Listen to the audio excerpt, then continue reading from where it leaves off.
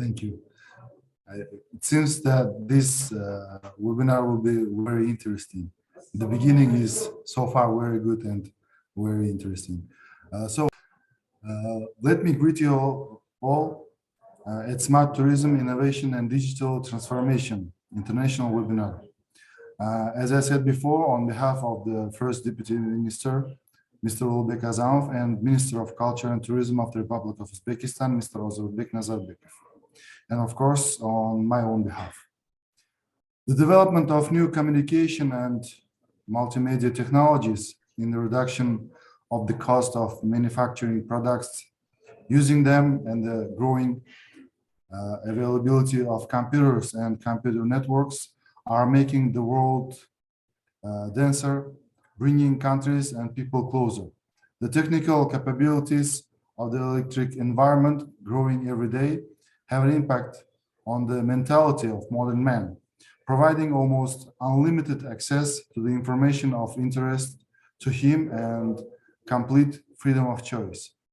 A new kind of culture is being formed, the culture of the information society, the ongoing strategy Digital Uzbekistan 2030 and the development strategy of New Uzbekistan for 2022 and 26 are aimed at implementing digital transformation in the national economy, industry, services, and society as a whole.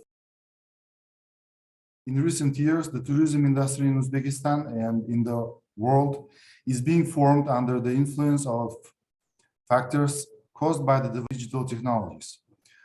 This requires participants in the tourism market to understand new trends that are transforming this area by changing the way of communication, collaboration, and information exchange.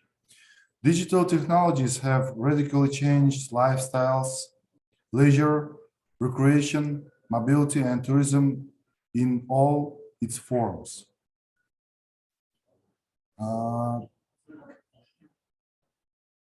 So, at the present stage of development, the government of Uzbekistan pays special attention to enhancing the role of information and digital technologies in studying the history of our motherland, preservation of the cultural values of our people, and developing the tourism sector in the country. As the head of state, Shavkat Mirziyoyev noted, preservation and study, the transmission of the historical heritage from generation to generation is one of the main priorities of our state.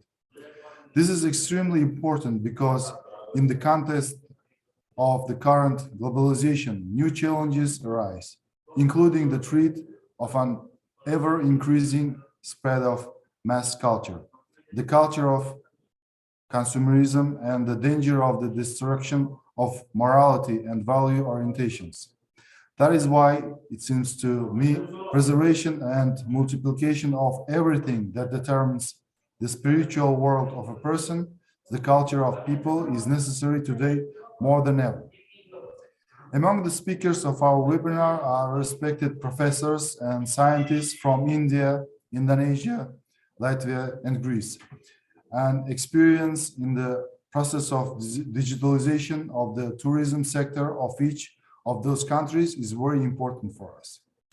Today, an important task to reduce distance and time to enable the cultural community of Uzbekistan to get in touch with the great heritage of its past.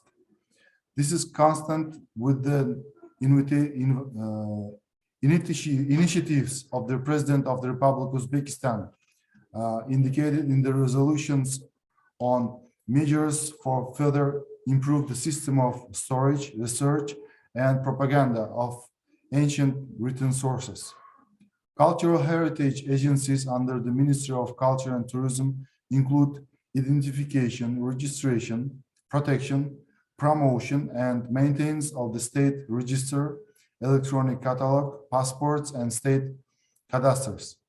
Determination of the protective boundaries of material cultural heritage objects, maintenance of the state catalog of the National Museums Fund, inclusion of museums, exhibits, and museum collections to the National Museum Fund. In order to preserve objects of material cultural heritage, development, uh, the activities of museums, and digitalize the sphere, it is planned to create museum brand book for each museum. Placement in the popular open encyclopedia Wikipedia, information about each museum in 6 world languages, a complete update of the official websites of each museum, the creation of their mobile application, creation and maintenance of verified museum accounts on YouTube, Facebook, Twitter, and other social networks, acquisition of a special server and ensuring its effective use for collecting and processing all information about cultural heritage objects, including museum exhibits and collections, cultural values, development and implementation of the virtual museum project. Studying the best practices of International Council of Museums, ICOM, on virtual museums and preparing proposals for its use in Uzbekistan. A collection of video and photo materials accumulated during the monitoring in a single information base. The Research Institute is working with partners to create a 3D model of the monuments of the Turk heritage and museum using the innovation technologies. Conducting repeated historical and cultural expertise, developing the digital passport and catalog of more than 8,000 objects of material and cultural heritage, and forming a state register of real estate objects of cultural heritage. Their electronic catalog, passports, and state cadastres in full. Electronic identification of museum exhibits and museum collections of 46 state museums in 2021 and 23. The digital platform for cultural heritage and creativity has been launched in Uzbekistan.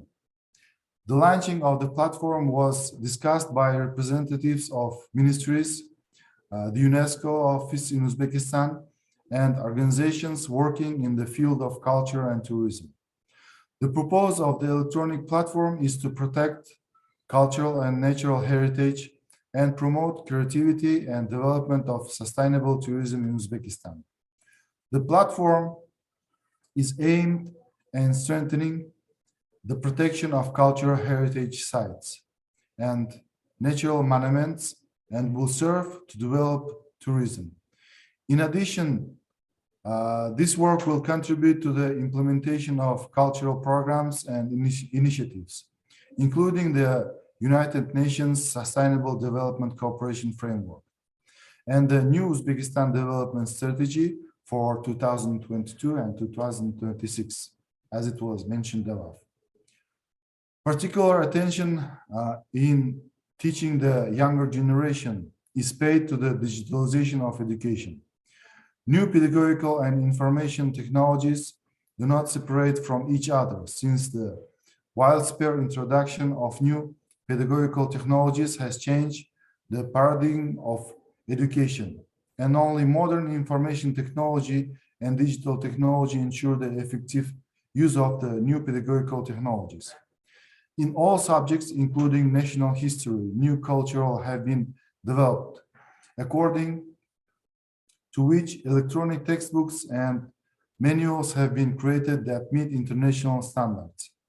Thus, the digital of tourism takes on various forms of manifestation, which include the online purchase of ready-made tours formed by tour operators, individual tours developed through mobile applications or computer software systems designed for both tour operators and tourists, and the design of amateur tours through the creation of online schools for novice travels and the introduction of a customization process in the provision of tourist services to consumers and others. To date, the development of e-commerce in tourism is highly concentrated in several centers: the United States, Western European countries, and the countries such as India and Brazil. The digital economy share in Uzbekistan's GDP is planned to be doubled by 2023, and the share of electronic public services is to be increased to 60%. Hotels are also interested to offering customers digital services as quick as possible. From the stage of choosing a room to paying for accommodation through a special application. Technology is currently being tested, including Hilton Honors, allowing users to book hotel services through an app and tailor their vacation experience to their preferences. On behalf of our first Deputy Minister and Minister, I would like to welcome once again the participants of today's international webinar and wish them fruitful work. Digital technologies have been transforming the global economy, yet many countries have experienced the full development benefits of digital technologies, such as inclusive and sustainable growth, improved governance, and responsive service delivery.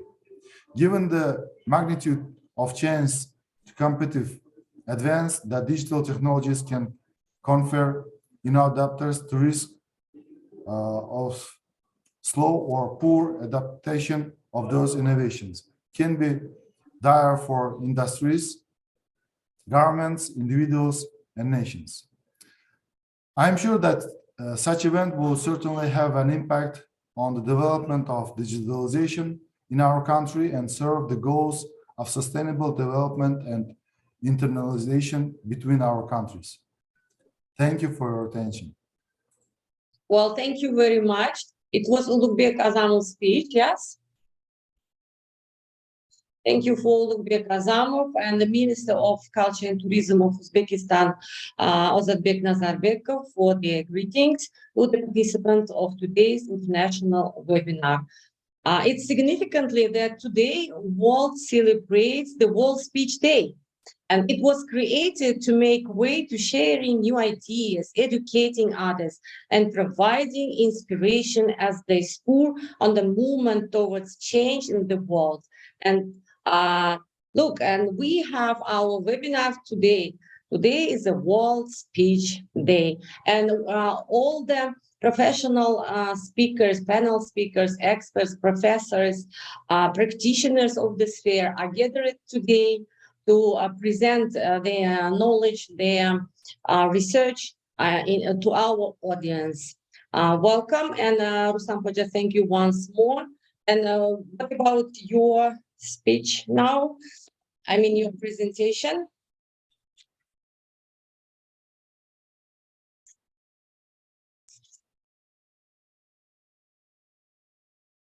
Okay. Oh, thank you. So now it's my turn, I guess. Yeah. Yeah. If you allow, I would like to give a small presentation about the initiative, about the idea of developing the inner tourism in Uzbekistan. So in 2022, we had an idea, and we had an idea of developing the inner tourism by giving cashback to citizens for their touristic activities. And in this field, we had several issues, several tasks, and several problems. First of all, we had an issue of knowing who is a tourist, having a digital copy of the person online, so we could identify him as a tourist. Secondly, we had a problem of having all the touristic places and their digital copies, so that we could identify that this person was really a tourist and had visited this place. And thirdly, we had a task, we had a goal of giving these cashback sums to this exact person. So if you allow me, I would like to demonstrate you a small video about this program, this project, and furthermore, I will explain how we have reached to this. I will now turn on the demonstration.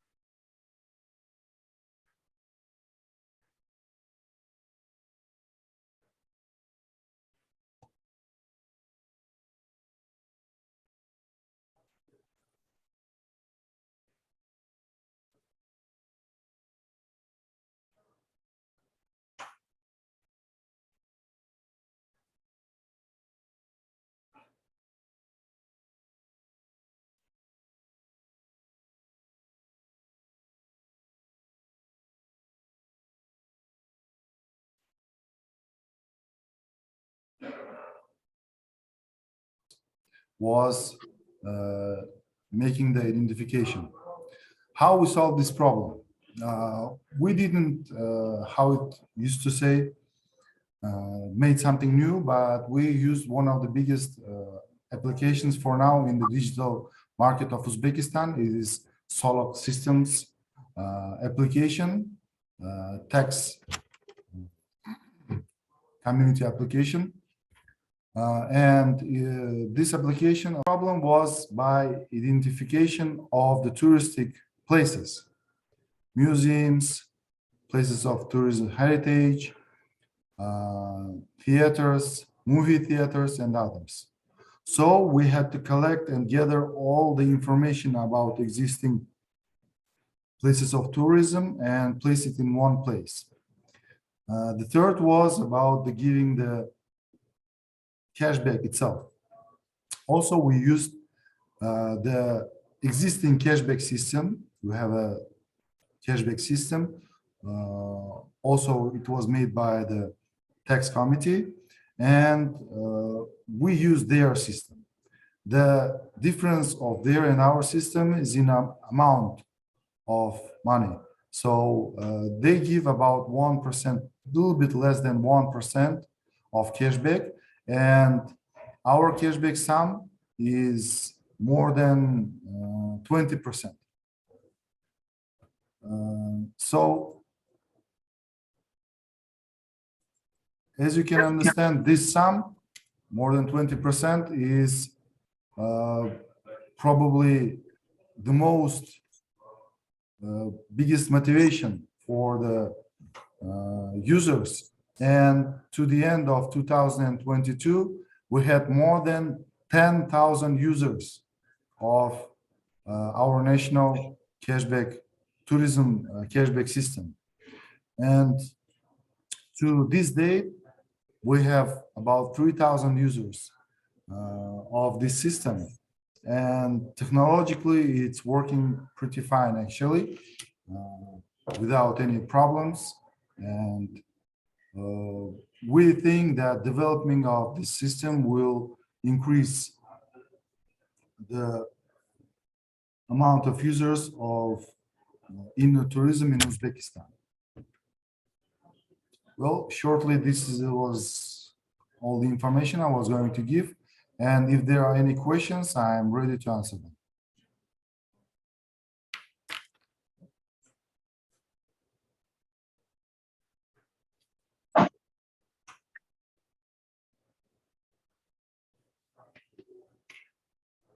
Well, thank you very much, Rustam Hojaishanov, for your interesting and fruitful speech about the using of tourist cashback in Uzbekistan.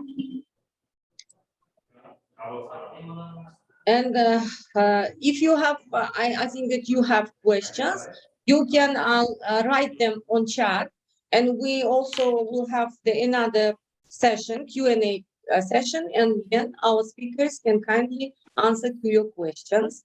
And now let's go on. Thank you once more, Rustam Hojaishanov. And now let me give the floor to Devi Rosa Kausar. Devi Rosa Kausar is the Dean of Tourism Faculty of Pancasila University, Indonesia. Pancasila University is one of our old friends, old partners. And it's my honor to present you today.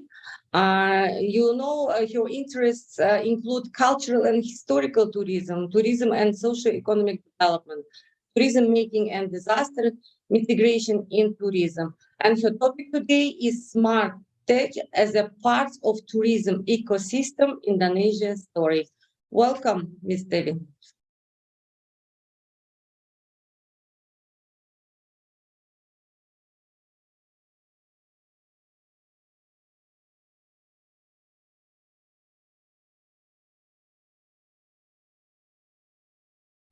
Okay, thank you, Nigora.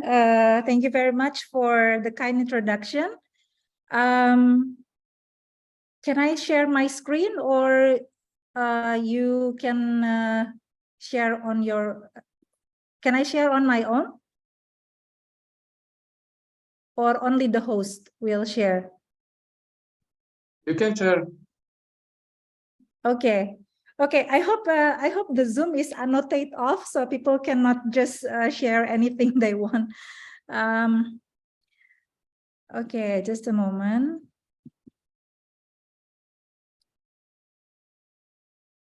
Okay, can you see the screen? Okay, can you see my presentation? Yes, Yes, we can see and hear you very well. Okay. So thank you very much. So I understand that I have 15 minutes. So thank you very much for the opportunity to speak at the Smart Tourism Innovation and Digital Transformation International Online Webinar today. As I was introduced before, I'm Devi Kausar. I'm the Dean of the Faculty of Tourism. And also I'm an associate professor. So I've been in this university for 12 years now. My topic is just to share with you smart technologies that we are using as part of the tourism ecosystem in Indonesia. Okay, so this is just a small introduction of myself. You can find my research publication in this ORCID ID or Scopus author ID. And then, I'm going to split this presentation into five structure. The first one is about the use of technology in Indonesia's tourism ecosystem. And then we will talk about a little bit about e-tourism, smart tourism, virtual tourism. And the last one will be a case study from heritage building information modeling to virtual reality. Okay, so in Indonesia, basically, there is also a speaker from Indonesia this afternoon, Mr. Benarifo, who will talk maybe later. And he is a practitioner, so he can tell you more about the e-tourism that we are using. So basically, this can be divided into e-tourism and smart tourism, who is working on a digital and physical sphere. So e-tourism is basically a part of e-commerce. And then the smart tourism is trying to linking you from the digital to physical sphere. And the e-tourism and smart tourism, most of them are, we can see them as a non-experience e-tourism. And then there is the virtual tourism, who is focusing, which is focusing on experience of the user. So I will talk about each of these: e-tourism, smart tourism, and virtual tourism. So e-tourism as a part of e-commerce, I would like to bring you the case of Traveloka, which is an OTA or online travel agency. This is an Indonesian company, which is the Southeast Asian analog of Expedia. So it is getting bigger and bigger. So it starts from an OTA, and now it is actually a lifestyle super application. And its service does not only cover Indonesia, but also Malaysia, Philippines, Thailand, Singapore, Vietnam, and Australia. And it is actually one of Indonesia's unicorn, or a privately held startup company with a value of over $1 billion. And then there is the smart tourism. So what is smart tourism? Smart tourism is actually a platform which facilitates access to tourism and hospitality products, services, spaces, and experiences through ICT-based tools. Now, this smart tourism is usually manifested in destination application. So for instance, some destinations in Indonesia already developed their own travel apps for their own destination, including the famous island of Bali. And then most of these applications are developed by the provincial or local government. So this is, I captured the screen for you. from the application. It is called We Love Bali. And then you can search anything about Bali in this application. And also it has a map. And also it has the maps pointing to the attractions that we or you can visit in Bali. And then why it says movement? It's because through this app, the government of Bali is wishing to invite tourists to contribute to the island by donating a small token of money or contribution through this application.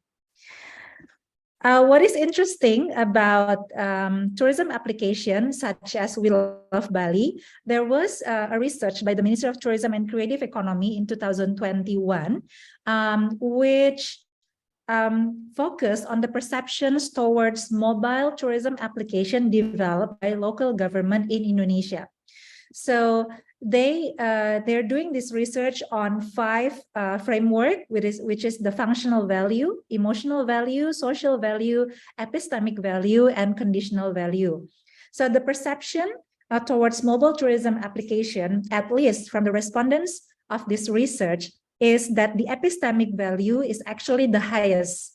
Now, what is the epistemic value? We will see on the next slide. And then the lowest one is the social value. So functional value mean that the application meet the needs of traveling. And then it is user-friendly, good design, up to date. And the emotional value is when the application is convenient and the user is happy, satisfied, and able to know the destination better. And then the social value is when the application make it easier for the user to interact with the host community or other visitors. And then also the social value is when the application tries to increase the responsibility towards the environment. It is like what the We Love Bali application was trying to do. Try to have tourists or visitors contribute to the environment of Bali through its application. And then the epistemic value, which is the highest from this research, is when the application allows you to try new technology, try new experience, and raise curiosity. And then the conditional value is when the application is successful in assisting you in making decision. So we can see here from the previous slide that the epistemic value, which is allow people to be excited with new technology and new experience, it looks to be the highest value when people are deciding to download a destination application. And then the social value is the lowest. So it proves, or it says, that the current application for smart tourism is not really successful in making people interact with the host community and other visitors better. Yeah, but for the epistemic value, they're doing very well. And then the research from the Ministry of Tourism and Creative Economy also compares tourism application developed by private companies and local government, such as the We Love Bali application. So when people are downloading private tourism application like the Traveloka super apps, they actually downloaded the application because it makes their booking easier, because they look for discount, because they look for inspiration, they want to plan a trip, and they use it as a travel guide and also as a platform to share experience. Now, why are the application developed by local government is not really downloaded by many people? So the reason for not using mobile tourism apps developed by the local government is the first one from the respondent. Not many people know about it, so there's still a homework of promotion, also socialization needs to be done. And then people are worried about their privacy because they have to put their names and then your numbers, your identification numbers. or they are already using other apps. And then when they have to download it, the file, they think it's too big. And then sometimes they also see that the user experience is not really satisfying.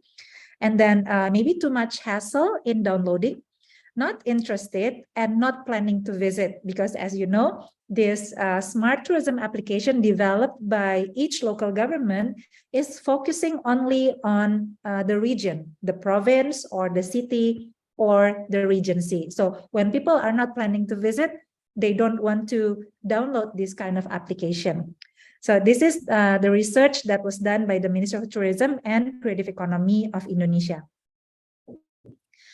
Now, the third one is virtual tourism. And I'm sure Mr. Benarifo later from Aturin, who is also a partner of Universitas Pancasila, will be able to bring you a better case study, more to share, because Aturin is actually famous, popular for its virtual tourism, although they also have other lines of businesses, lots of them. So virtual tourism basically facilitates tourism experiences without having to actually travel anywhere. And I put the example here of a city in Indonesia called Surabaya in East Java. They have this 360 degrees virtual tourism, surabaya.go.id. And then this is developed by the government of the city of Surabaya. And also the other one is Borobudur Temple, the Buddhist temple in Central Java, which is also a World Heritage Site, which also has a website of virtual tourism called Virtual Borobudur. Now, the story of Borobudur is actually interesting, and this is what I'm going to bring as a case study, where the technology of heritage information building modeling will lead you to virtual reality. Okay, now products of virtual tourism in Indonesia, at least there are 4 virtual tours, and then this provider of virtual tours are virtual tour providers, and then some digital content creators, and also government. As you see, the government of the city of Surabaya and also the manager of Borobudur World Heritage Site are all government agencies. So they are actually providing virtual tour made by the government. And then the second one, the products of virtual tourism in Indonesia, is virtual reality for tourism planning, although there is still just a few examples, and this is only done, for instance, by a real estate company or by the Ministry of Public Affairs. Sometimes they're using virtual reality for their planning purposes. And then virtual meeting or conference, which we are having right now, and also virtual event. So in Indonesia, for instance, during the pandemic, there are quite a lot of virtual running event where people are running by themselves, and then they sort of like lodge in their running history gathered from application like the running application, and then this will be connected to the organizer of the virtual event. Yeah. So instead of having people coming together crowded, they have the virtual event. But now I think not anymore, because people are going back to offline activities right now. Okay, so this is a story from Borobudur World Heritage Site in Central Java. So this is one of the biggest Buddhist temples. So although Indonesians are predominantly Muslim, there is actually one of the biggest Buddhist temple in the world located in Indonesia, because before Islam came, Java and other parts of Indonesia adopts Buddhist and Hinduism as their beliefs. Yeah. So in 1991, this temple was designated as a UNESCO World Heritage Site under 3 outstanding universal value criteria. And then this World Heritage Site actually consists of other 2 smaller temples. And if you see this picture, you can see that virtual and augmented reality is already used in Borobudur. So they are now discouraging people to climb. So they are not actually allowing people to climb to the temple anymore, but you know, using technology as a replacement of actually going physically to the temple, because the temple is the temple is from the 8th century, and this 8th century temple has to be conserved, and it cannot actually accommodate that much people. So they utilize the 3D digital technology for heritage interpretation and presentation. And then for the visitors can use this technology in form of virtual and augmented reality. Okay, so before coming to the virtual reality, actually there are a lot of things that Borobudur managers or the conservation office must do, because they have to be able to tell stories of each part of the temple. So what they do first is doing a heritage building information modeling, or HBIM. So you can see here in this part, there is actually a description of this part. What stories does this part tells you? Yeah, and then it is here in the information modeling system. And because we know that that part is telling you such and such story, the manager of Borobudur can then present the visitors with the story. So from this one, yeah, they have an information system first, and then they have an interface for the visitor. Yeah, so it's all on the data first before it is coming out as a form of virtual reality or augmented reality for the visitors. How they are doing that? They're using many technologies. So for example, here they're using a terrestrial laser scanning to document each part of Borobudur, and then put it into the heritage building information modeling system. So you see here, this whole temple is actually divided into parts, yeah, pixels, which tells you different stories. So it is used for conservation, for documentation, but later at the end, it is also for the visitors. Okay, so this one, maybe it's easier. So this is a relief.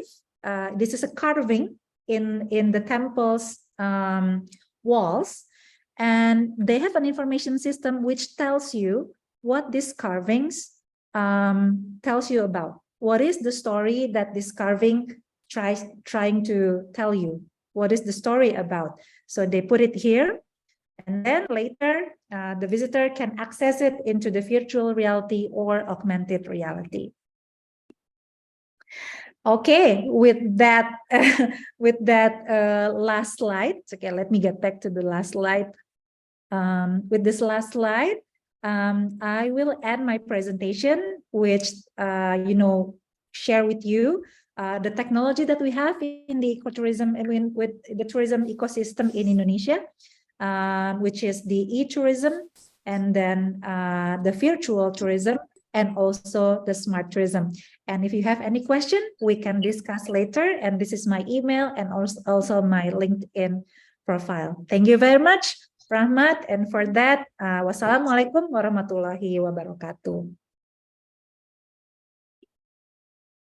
Wonderful, Devi.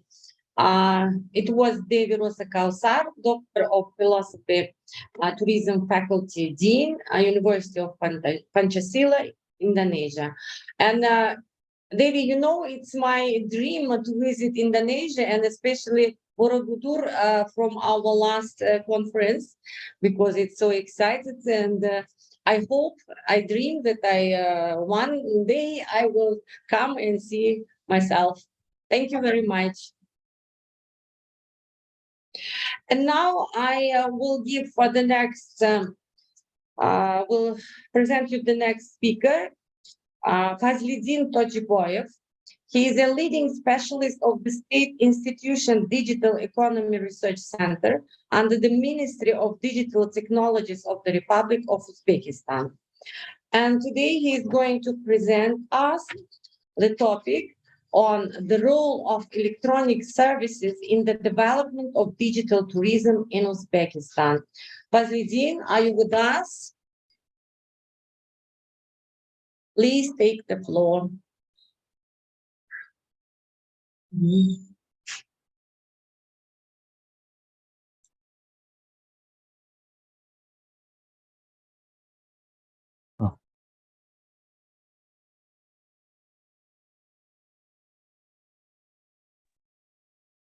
Hello, everybody. Are you hear me? Do you hear me? Yes. I greet each participants of our conference, which is devoted to digital tourism around the world. And as Nigora Bukharova said, that my name is Fazlidin Tojiboyev, and I work in Digital Economy Research Center under the Ministry of Digital Technologies of the Republic of Uzbekistan. And today I am going to tell about digitalization in the sphere of tourism.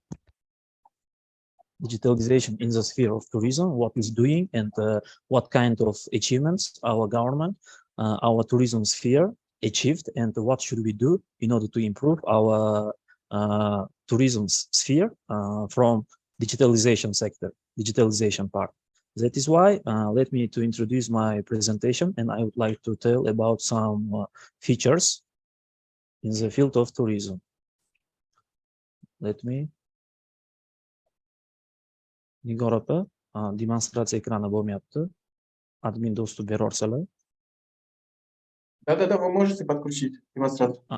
Yes. Is it visible right now? Visible, yes. So, my presentation topic is about the role of electronic services in the development of digital tourism in Uzbekistan. So, Uzbekistan, what is doing in the sphere of tourism? As you know, Uzbekistan is located in Central Asia. It is a core country, which is just ties so many countries, and it is in the center of Great Silk Road. So we have a cultural heritage, we have a huge amount of history in Uzbekistan. That is why, but now, you know, 21st century is a century of digital information technology century. And according to this, we should know, first of all, what is digitalization?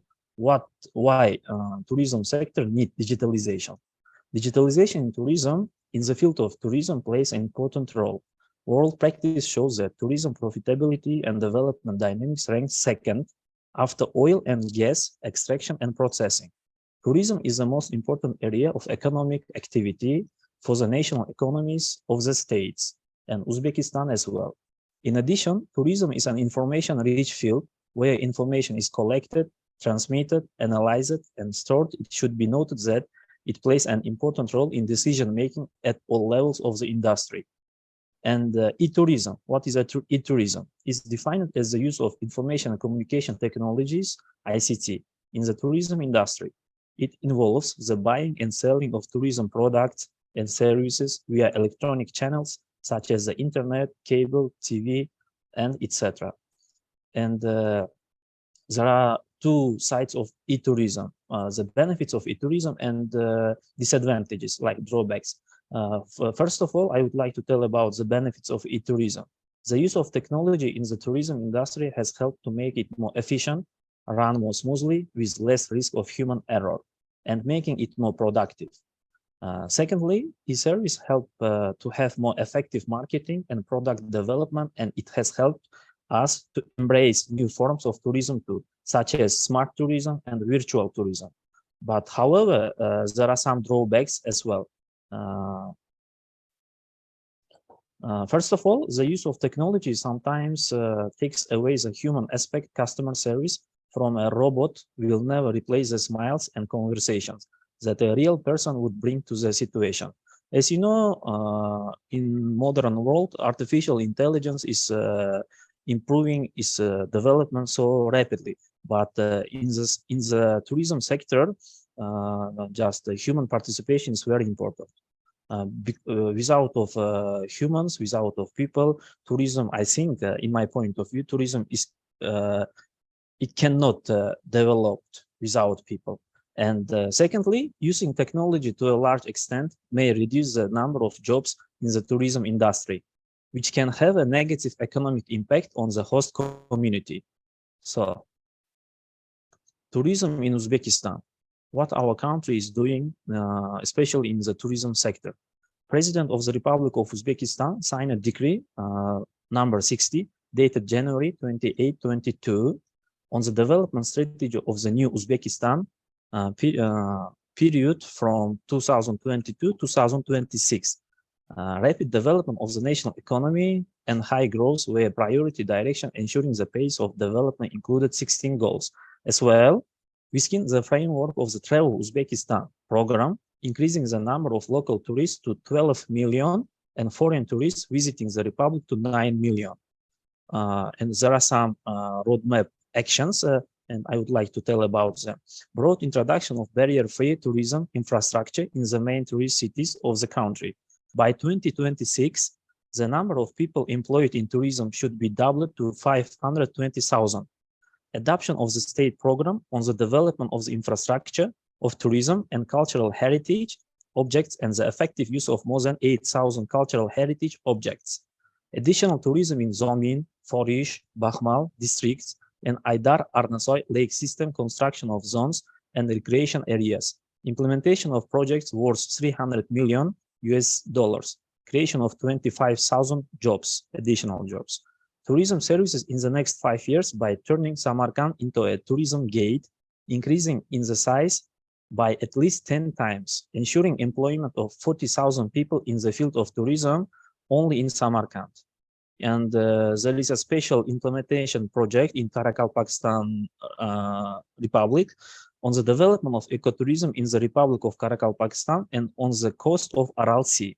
In this case, tourists and local people can use possibilities of the new airport of Moynak. Okay, next slide, please.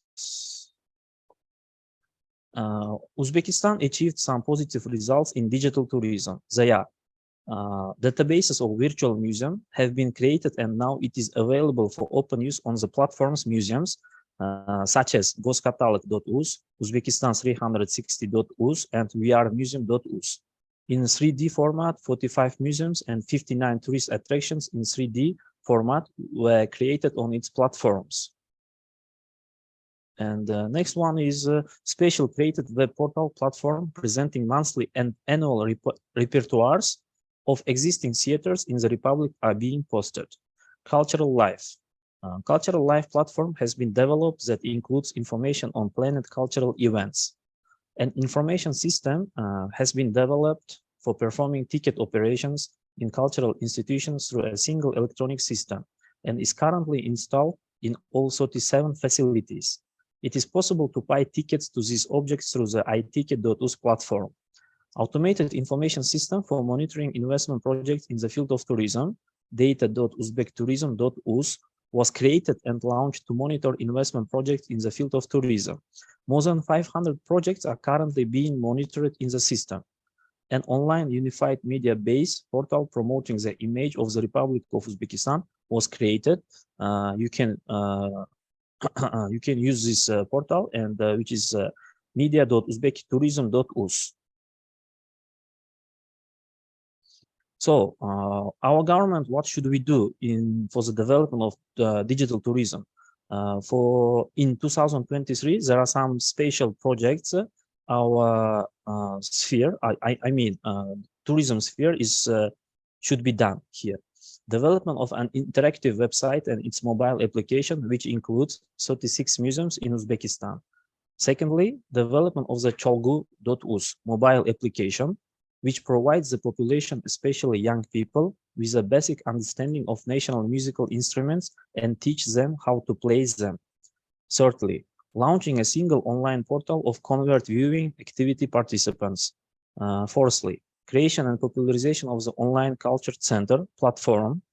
And next one, implementation of holographic theater show project in Samarkand, Bukhara, Khorazm, Kashkadarya, Fergana regions, and Tashkent city with the introduction of modern technologies.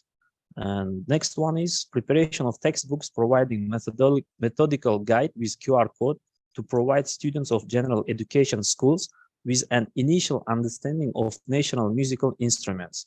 And next one, implementation of the single portal cultural centers. Development of a portal of representatives of the field of culture and art awarded with state awards in the Republic of Uzbekistan. Further improvement of the competition platform promoting Uzbek national culture, ilmiy-tadqiqot. And next one is taking measures to accelerate the connection of existing hotels in Uzbekistan to booking and Airbnb systems to marketplaces. Launching the single portal of museums of Uzbekistan, virtual museum through the link museums.uz. And we have some interactive services in the field of digital tourism. They are ilmiy, a special electronic automated program for keeping records of residents in hotels and other accommodation facilities. Register guides, single electronic register of guides, obtaining a license, obtaining a new license to carry out tourism activities. Register of accommodation facilities, Unified Republican Registry of Accommodation Facilities. Certification, the procedure for certification of tower operator and hotel services. And last one is tourist electronic reporting. And next one, according to the statistics of tourism, tower operators and travel agents nowadays, they are 1,483, placement tools like hotels, 1,442, foreign tourists, 1,881,345, guest houses like motels such as 2,458, and guide, official recorded guide, 2,400 people are operating in our country. It is the end of my presentation. Thank you so much.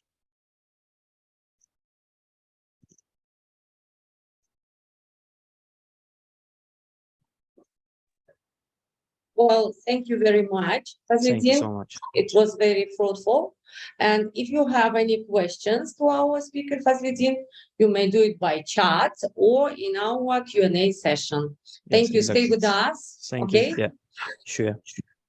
And now I can, with honor, present you our also old friend, and he also participated in our international forum last year. He came, he visited Tashkent, and he is Dr. Kumar Ashutosh, Associate Professor, Department of Tourism, College of Vocational Studies, University of Delhi. And today he will present us the topic, Digital Tourism Management and Overview of India Tourism. Dear Dr. Kumar, are you here? Can you listen and see me? Dr. Kumar, if you let me, I will tell to the audience our one secret with your photo. Will you let me? Just a minute.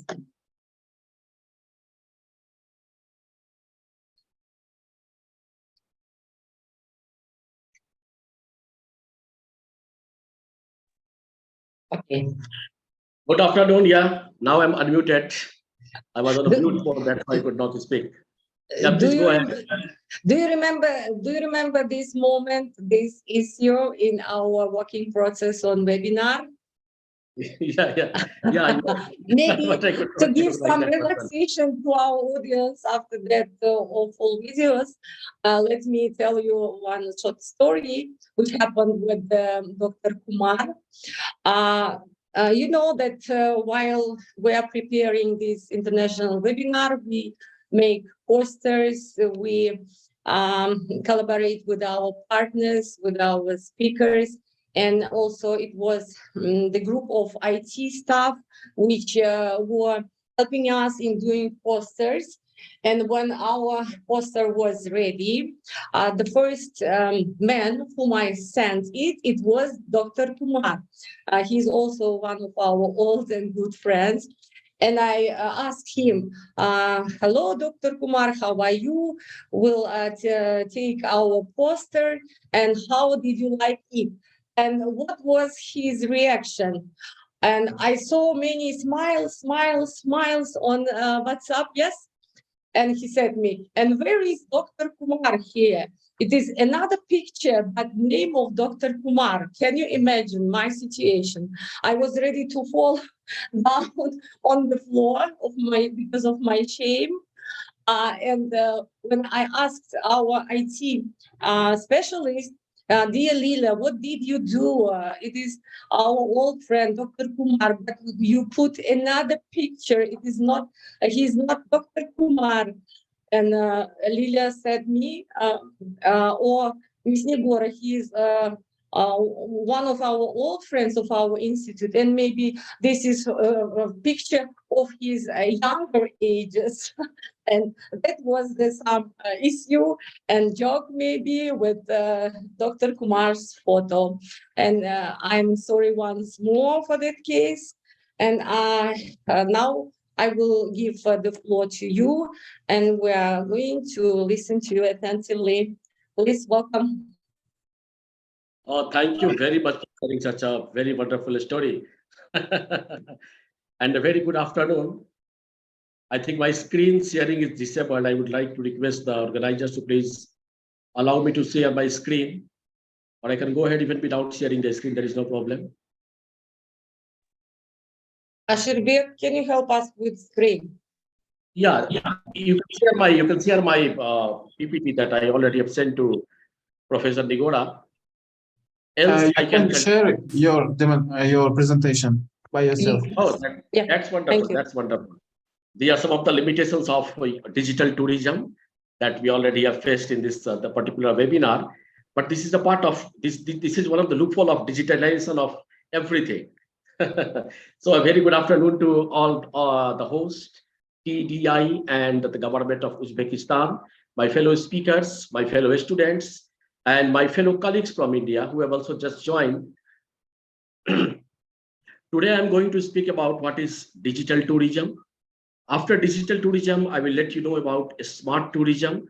And after smart tourism, we will discuss some of the small case studies that what is happening in India and what is happening in some other part of the world.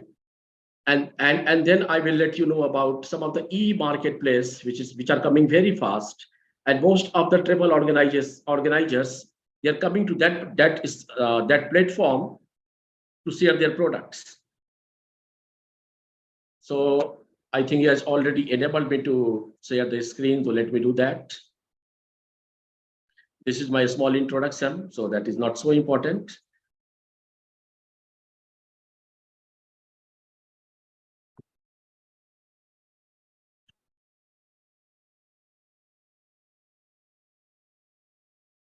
As written in this slide, the digital tourism is all about organizing, managing, and enjoy the travel experience. This is basically what digital tourism is doing. It's all like that, adding flavor in the food. We already had phone, but once the smartphone was launched, you must be knowing that how positively we responded to it. We already had watches. Once smartwatches were launched, then we responded very heavily. So it's all about that how we manage, how we do, and deal with the digitalization of the process. If we talk about digital tourism, I can cite you a variety of examples of that. We already know about the robotics, which already have come in the field of tourism. We all know about the contactless payment that is very much in tourism industry now. We have heard about virtual reality. We have gone one step ahead, and we are now talking about augmented reality. Then the concept of cyber security has also come up, so that the cases of phishing and all that can be dealt with quite clearly. The recognition technology, This is also a part of digital tourism, that you can get inside airport, you can get inside hotel, you can get inside any of the tourist places just by showing your face, retina, and all such kind of things have also come up. We are also dealing with artificial intelligence, which is one of the most important part of digital tourism. And because of that, the entire tourism process, the entire tourism industry is getting benefited. Because when we are having so much things in common, when we are having so much digital things in tourism industry, then the tourism industry is certainly going to improve. And the end thing, that is the visitors' enjoyment, that how we experience tourism, that has also gone up. So I can say that digital tourism has contributed a lot in experiential tourism. Our experience is getting enriched. Our experience is getting better day by day.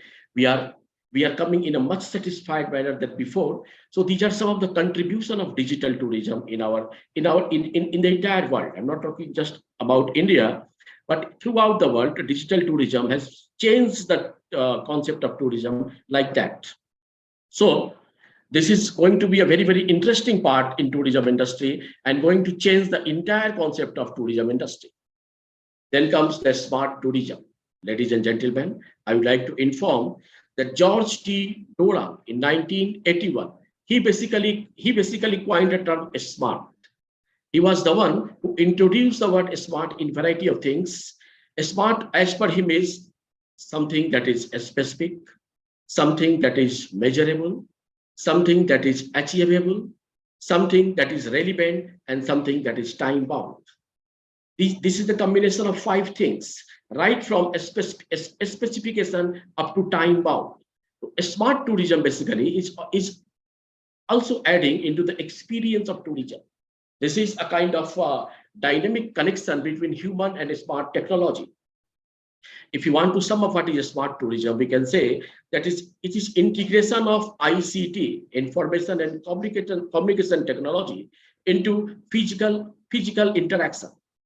We are interacting ICT with physical interaction, and that gives to a smart tourism, in which so many things are there. We talk about Internet of Things, we talk about big data, we talk about 5Gs. They all are part of a smart tourism. But what we understand is that how smart tourism is going to help tourism and how it can remain sustainable.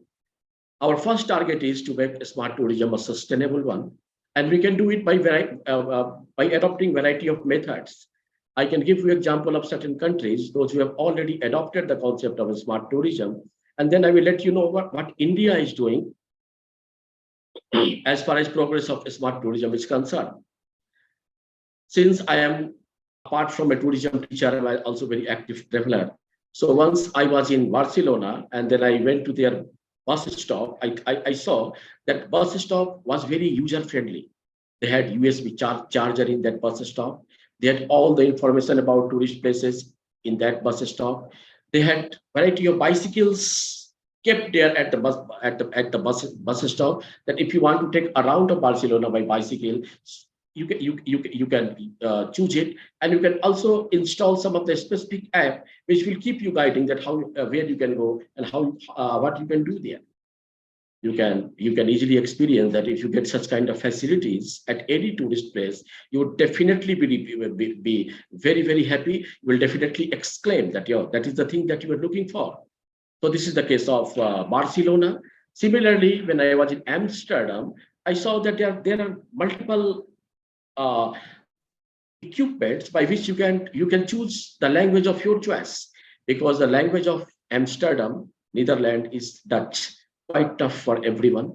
It is a kind of language which cannot be understood very easily. So they have realized this fact. They have realized that if tourists are coming to Netherlands or some of the nearby area, they must be assisted, and the language problem must be encountered, and that can be encountered only with the help of smart tourism.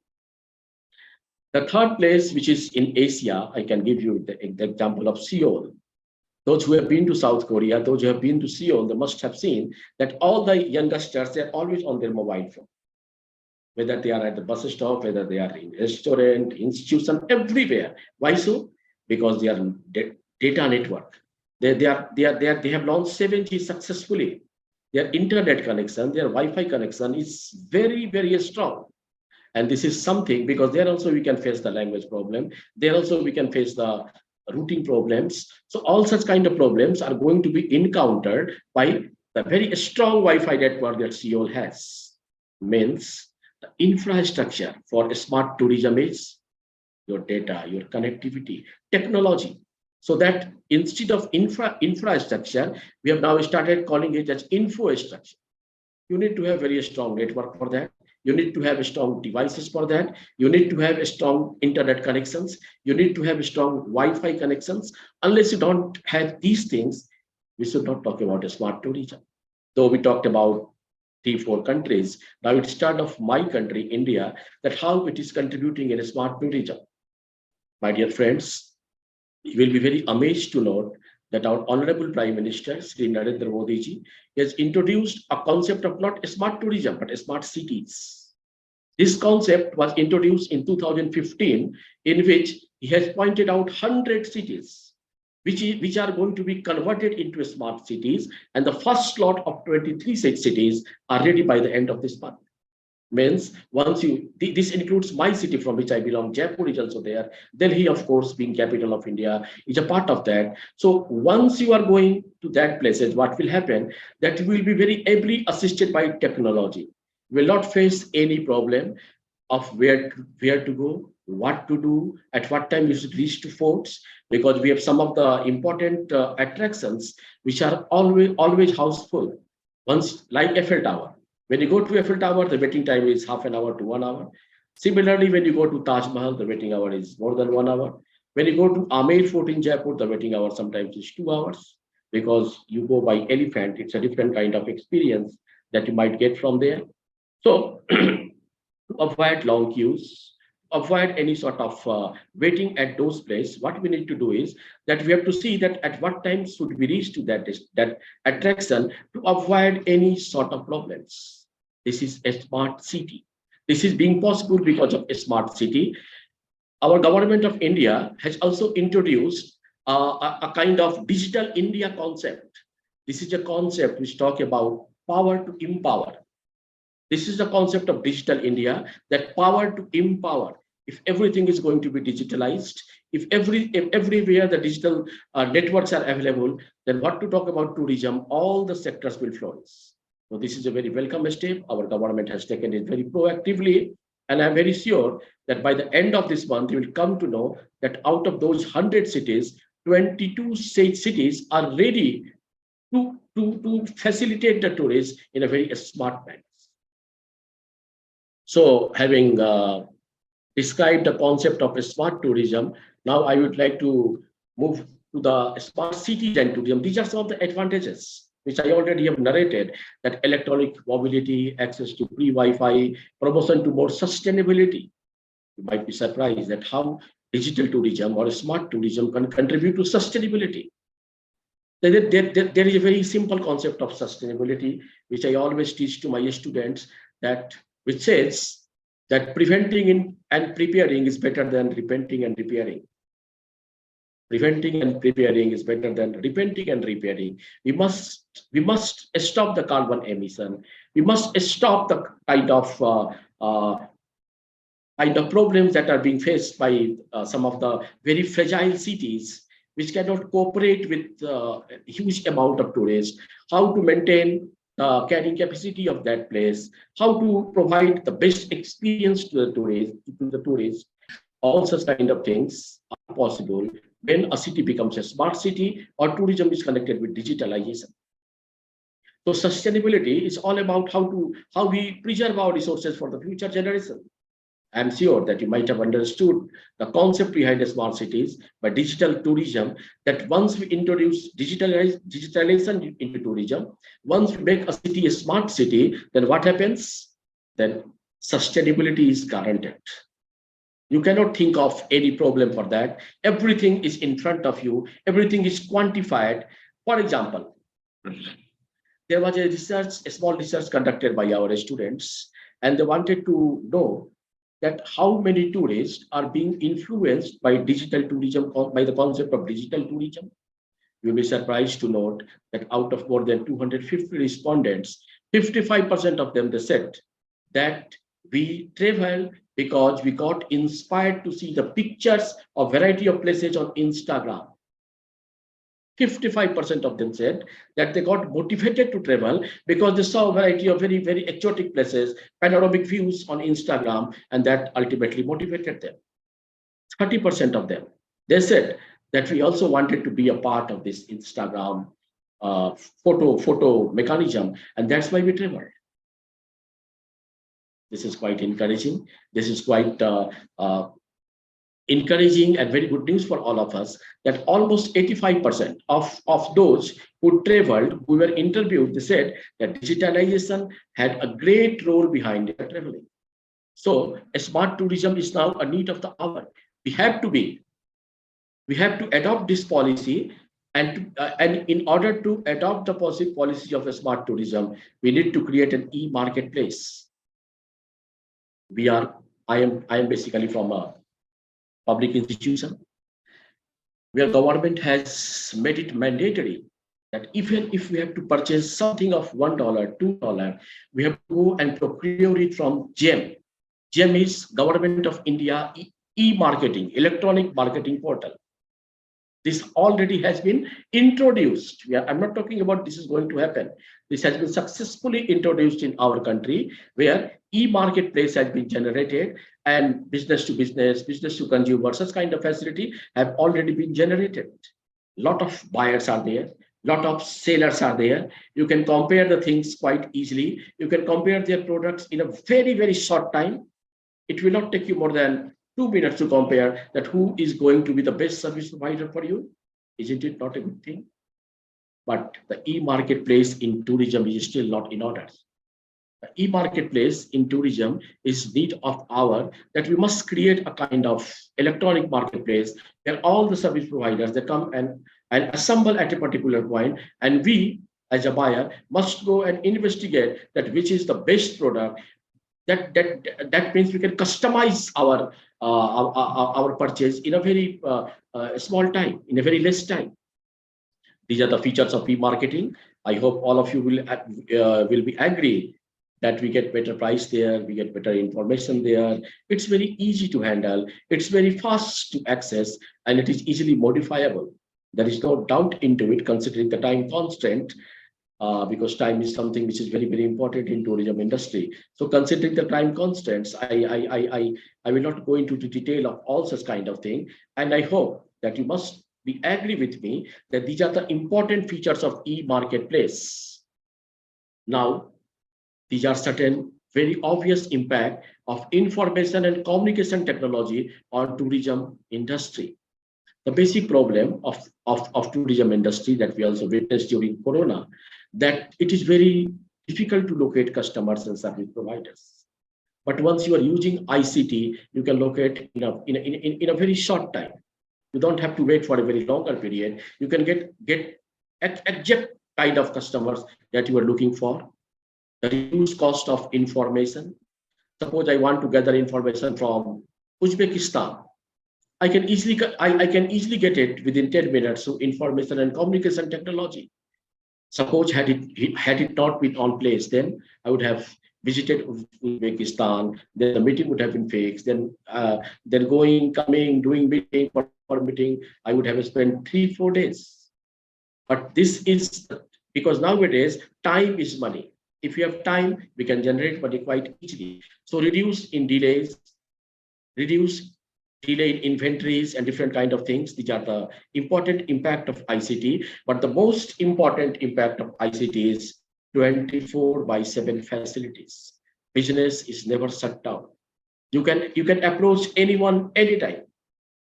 You can approach anyone anytime. That is the basic. That is the most forceful impact of ICT on tourism industry.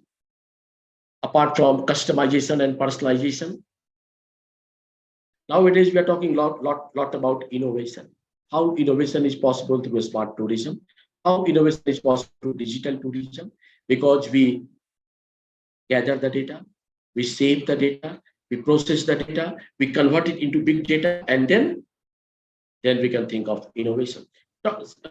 just think of Internet of Things, IoT. You can handle AC, geyser, heater, everything from one switch, from one point. This is the power of technology. This is the power of digitalization. And this is the power of a smart tourism destination. You save a lot of time. You maintain a very good relationship with the customer, and you develop a kind of customization inventories for them. So these are some of the very, very important, you can say, advantages of ICT. And when we talk about digital transformation for tourism sustainability, then I would like to remind you the statement of our UN Secretary General, who said that tourism is a key pillar for the conservation of natural and cultural heritage. We must rebuild the tourism sector for its sustainability. This is the main thing that we have to focus, because if sustainability is not going to be maintained, then there is a possibility that tourist experience will go down. And once the tourist experience will go down, then tourism might be finished from that area. So this is a very powerful tool, and it helps a lot in maintaining the digital process of tourism. We are talking about, I will give you one or two example of India tourism once again. India has 40 World Heritage Sites recognized by UNESCO. Most of them, out of 33 of them, are cultural sites. If we talk about those sites, they are being maintained for palaces, all such kind of attractions are being maintained by a separate agency in India, and it is known as Archaeological Survey of India. This is the responsibility of Archaeological Survey of India to look after the upkeeping of all these monuments. And once the concept of digital tourism is introduced into it, they have become very, very effective. They are maintaining all the data at their tips. They are helping the tourists in a very efficient manner. They are managing the crowd very effectively. So these are some of the advantages that we in our country we are having because of the concept of digital tourism. So before I sum up, I would like to thank the organizer. I would like to thank the Tourism Development Institute, and I would also like to thank all the patient listeners, those who have listened to me quite peacefully. So if you have any question, if you want to ask anything, don't worry, we are going to meet again after 1 hour. Thank you very much.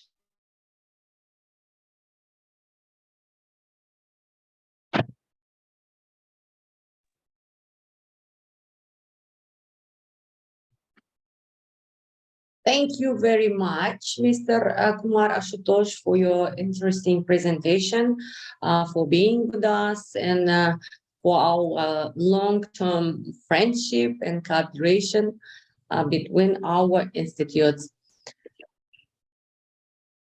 But stay with us. I think that the audience have questions, yes, for you, and we will give them in Q&A. And if you have some, you may use the chat, please. And by the way, also, I want to mention that there are some people who are waiting in the lounge, but if we don't know your names, we cannot accept you. We are very sorry because of such kind of issues during our webinar. And if you are really our partners, so participants which were registered before, you can write us by Telegram or WhatsApp, and then we can add you to this audience, to this webinar. Okay, thank you for your understanding. Thank you once more, Dr. Kumar. And now I will present you the next panel speaker, Benarivo Triazi-Putra. He is the co-founder and CEO of Aturi, University of Pancasila, Indonesia. We work together to support tourism actors to go digital. He works under this logo. And the lecture topic today is IT implementation in tourism, best practice from Indonesia. Welcome.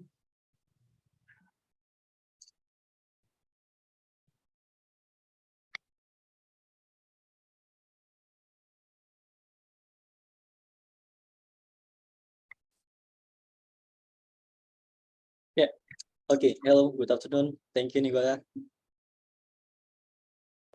Okay. Can I share my screen?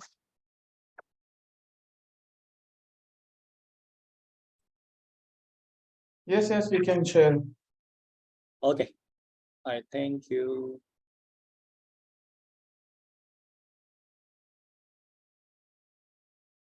Yes. All right, I think my screen has been shared. Okay.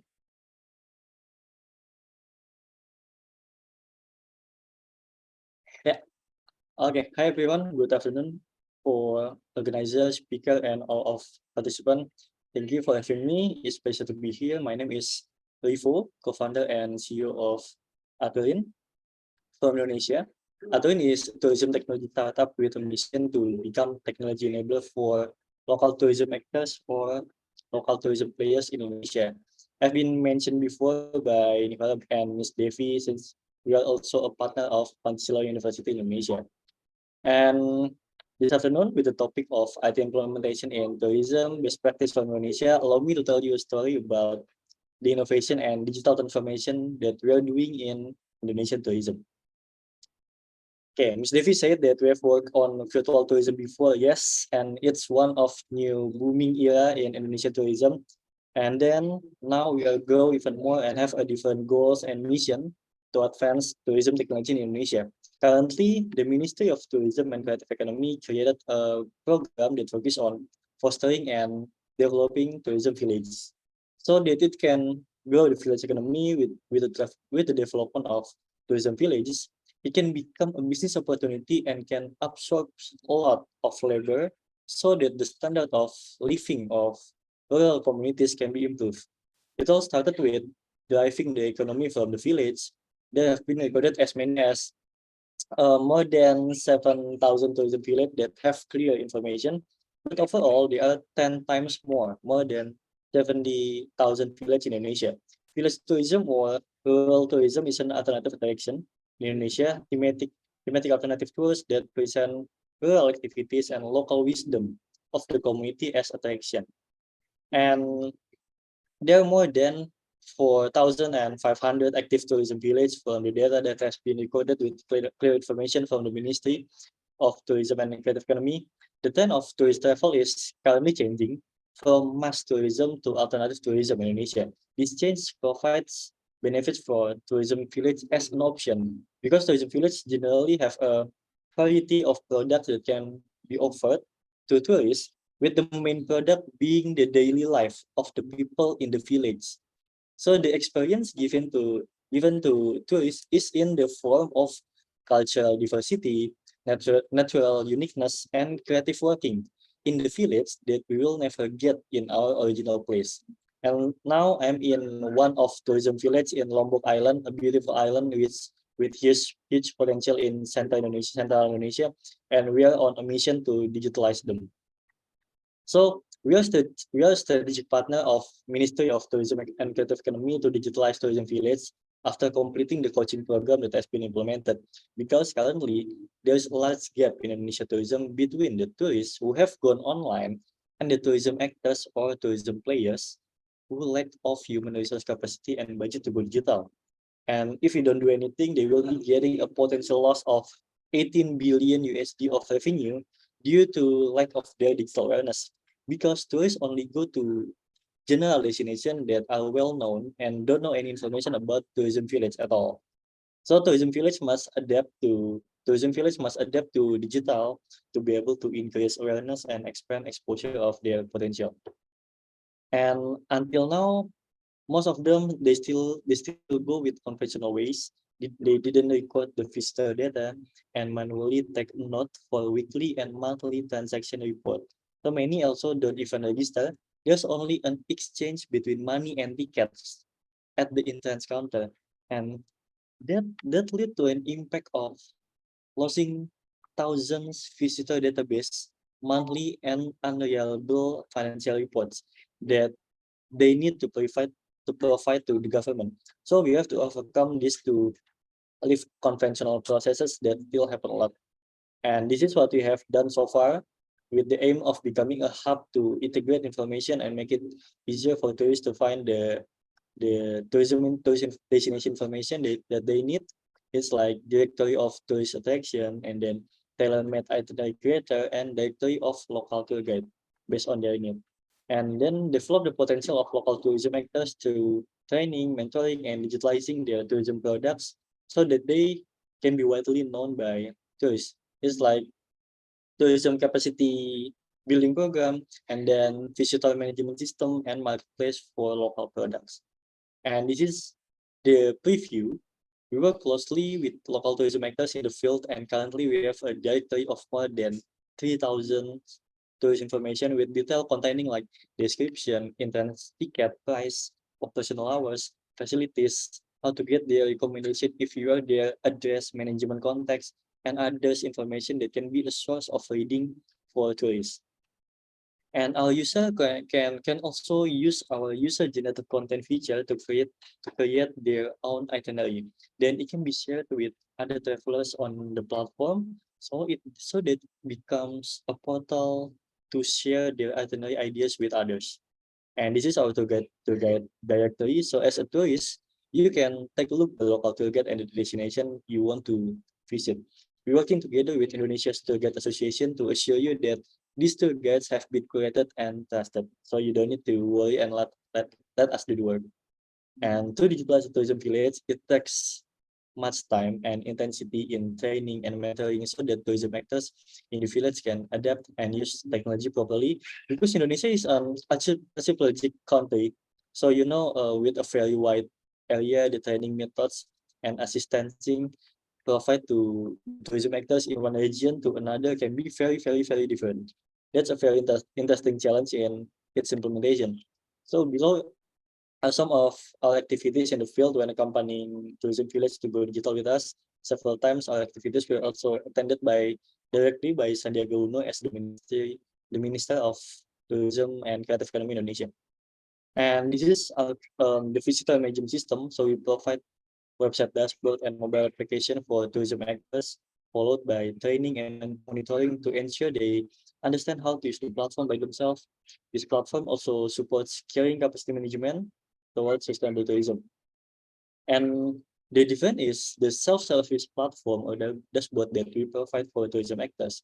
So they can do whatever they want, they need, because they already have full access to the dashboard. The feature and solution are booking tour package by tourists with 24-hour online payment too, managed on by tourism product, including schedule management of tourist visit with a daily quota system.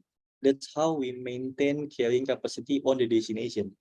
And then historical the transaction in the dashboard that we provide, and centralized and well-stored tourist demographic data, review input and suggestion to the testimonial form after tourists have finished their activities. Real-time notification every time a tourist makes a payment and gives a product review. And they can create their own coupons or promo codes as needed as a promotion to tourists, and they can make the booking using the import file feature, so they won't lose tourist data anymore. And we provide an application to scan the QR code inside tourist electronic tickets for data validation and confirmation. In our marketplace, tourists can find many local products such as tour package, local experience, and entrance ticket of tourism village and local attraction. And we've never been this close to local tourism products before. And as a tourist, you just have to surfing in our marketplace and our marketplace and buy the products based on your needs and finish the payment. You will get an email contains electronic ticket with QR code. Just show the ticket to the local team and you are good to go. All thing hassle-free, cashless, and touchless. But not only tourism village, we also digitalize other local tourist attraction so that local tourism potential can be raised and become an alternative tourist attraction for domestic and foreign tourists. It's like theme park, indoor activity, outdoor activity, culture attraction, and museum gallery. This is an example of implementation in the field at several tourist sites and tourism villages that have gone digital with us. So tourists can scan the QR code listed at the entrance counter and then order and pay the tickets. After everything is finished, they will be allowed to enter the area by the local team. So we have carried all of these initiatives since 2021, and we have got deeper into the digitalization aspect of tourism villages last year. And this is the result that we have got since the middle of last year, 60 tourism village partners that have gone digital with a total of more than 300 tourism products. There have been more than 1,000 transactions. The last, let me play a video that's showing the process of implementation of our innovation in a tourism village. But I'm sorry, this video is in Indonesian. I hope it's clear enough to the visualization and description.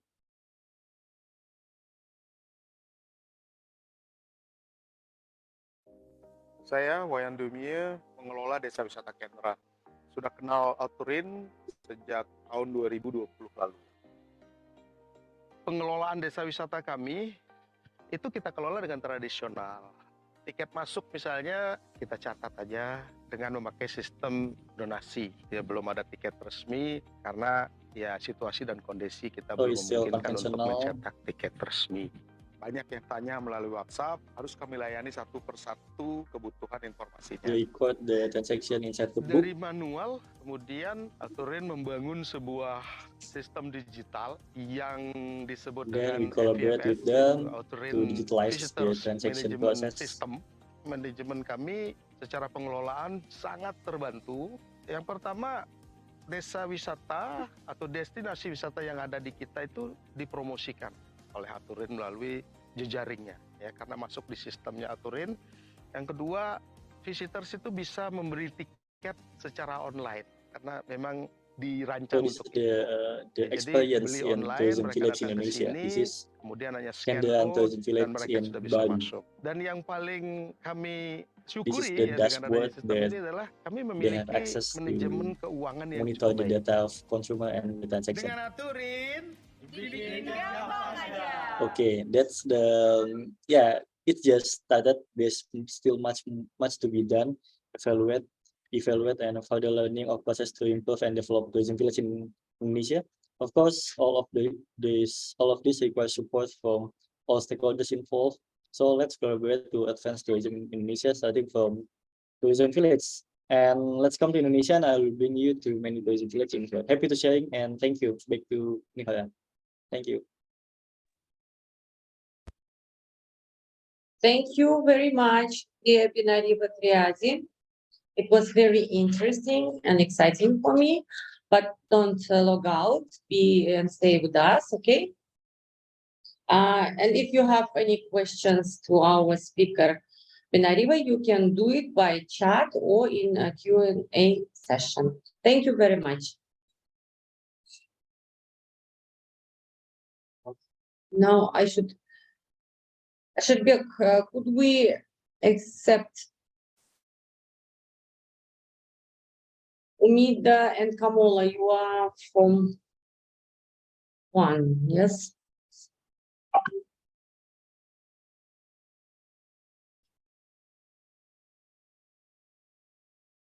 Well, now I'm happy to present you my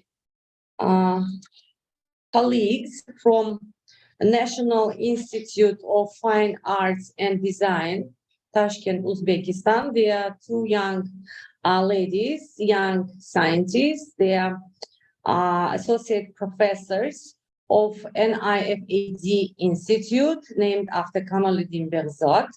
And today they are going to present topic together in cooperation. And let me give the floor to these young ladies.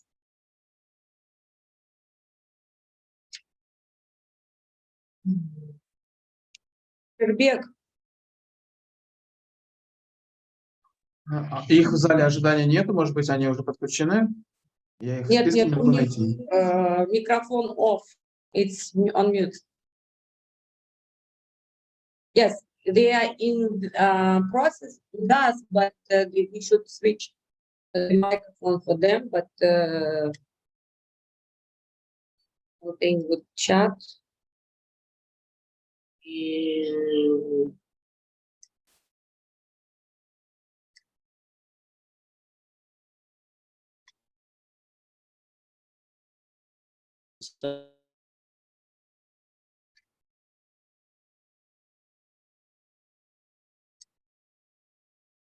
Sherbek, could you switch on the microphone? I can find them. What by logging the MIFAD, Умида Зурнунова, Камола Нишанова.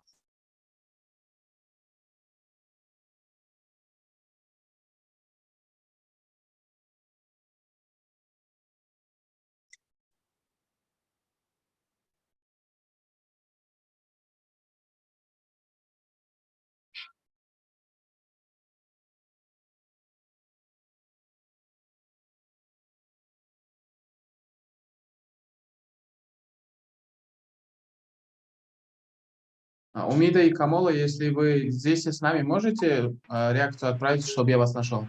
Все, мы нашли. Yes, done. Для демонстрации экрана тоже дайте, пожалуйста, допуск.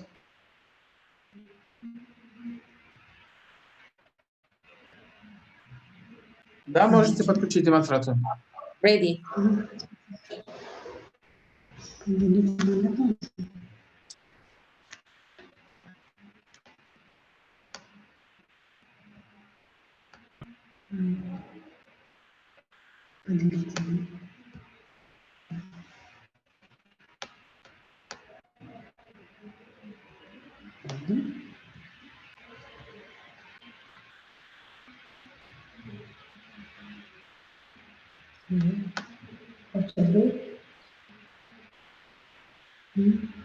Well, and the topic is diversification of digitalization of museum tourism in Uzbekistan. Umida Kamola, are you ready? Yes. Oh, we are ready. Good afternoon. Thank you. Yes, we can. Yes, Senora. we can see and hear you very well. Welcome. And can you see our presentation? Yes. Okay.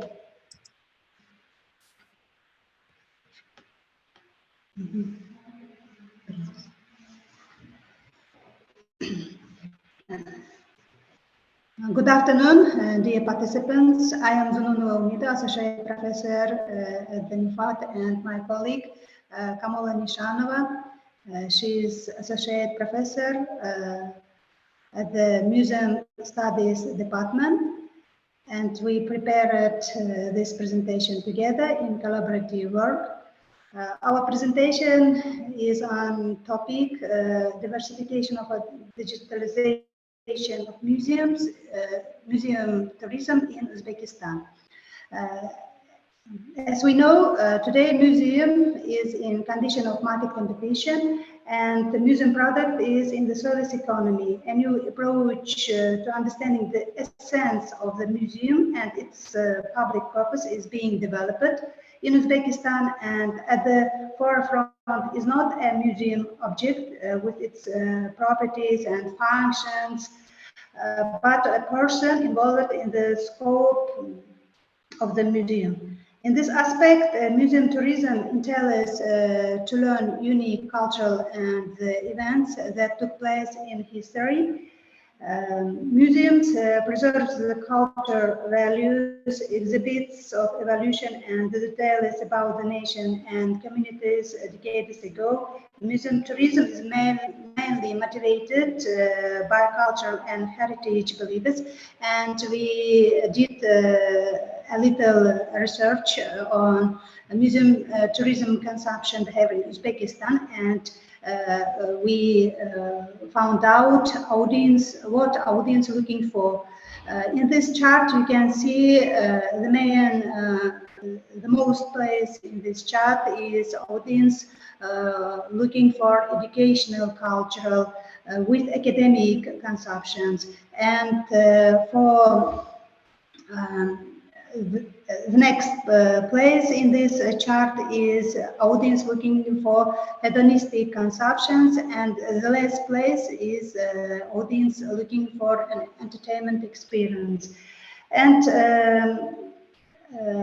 there is a great potential in the museum tourism market of Uzbekistan. Before, our colleagues from Uzbekistan observed about this moment, and we can add there are 104 museums and its branches in system of the Cultural Heritage Agency. 7 museums are considered to be museum reserves and 12 house museums. In total, there are 2,400,000 museum items and collections in the funds of museums of the Republic, of which more than 1,700,000 in the main fund and 600,000 in scientific and auxiliary fund. And for in this sector, we need also HR, human resources, and as an part, there is a Bachelor Direction, Museum Studies, Museum Management, and Cultural Tourism. We can see from this presentation that Uzbekistan has a great potential in museum tourism. And what has been done in digitalization in museum tourism. Project on digital virtual museums of Uzbekistan impacted to grow the museum tourism market in the country. In 2020, the system of the electronic catalog of the National Museum Fund was created, to which 46 state museums were joined. In 2021, more than 229,000 museum objectives were identified. In 2022, about 800,000 museum objects and collections were identified. There is also a single portal of museums in Uzbekistan, which currently included information on 26 museums. At the moment, a database of 24 museums included in the unified portal has been formed. They were carried out works on 3D filming of museums located in Tashkent, using the most modern IT technology for the platform, around point count in a new quality standard 12K resolution virtual museum project. Filming was conducted in more than 18 museums, where also the world's largest platform roundme.com, as well as a virtual museum point Usk were placed in Tasix. Additionally, we can say since September 2020, the first Sunday of each month was declared Open House Day in state museums, and this Open House Day was marked by free admission of citizens to state museums to visit museum exhibits and museum collections. This can attract more visitors. We can also observe some challenges for museum tourism in Uzbekistan. The first challenge, of course, it's a rapid consumption of heritage places. Even more heritage-rich cities like Samarkand, Bukhara rarely have an average length of stay of tourists of more than 2 days. Return visits are unlikely. And the next challenge is impact of tourism development. There are also occurs a gradual displacement of economic functions at tourist place. For example, the higher rents that can be earned from the tourist trade force out of historic centers, traditional retailers, and small workshops. And the next challenge we can observe from our small research is degradation of smaller heritage places, the damage caused by mass tourism on heritage sites can be felt. And on this issue, proactive tourism management by regional and local authorities and historical site managers tries to allow sustainable tourism. And for future enhancing perspectives for our Uzbekistan museums, we can offer, first of all, online booking is generally more preferred by tourists. In terms of booking channel, the online booking channel is more preferred than in-person booking. And as the world is upgrading and getting digitized, the museums' websites are also upgrading. Travel museums across the globe, and therefore for their convenience and ease, and Uzbekistan museums should allow and offer online booking on their websites. And the next, our perspective from an educational cultural experience to an entertainment experience. Many cultural organizations. Umida, Yes. I'm very sorry for interrupting you, but we couldn't see your slides because you don't move them. Can you move them? We can see by screen only the name of your topic, and that's all. Share your slides, please. Okay, thank you.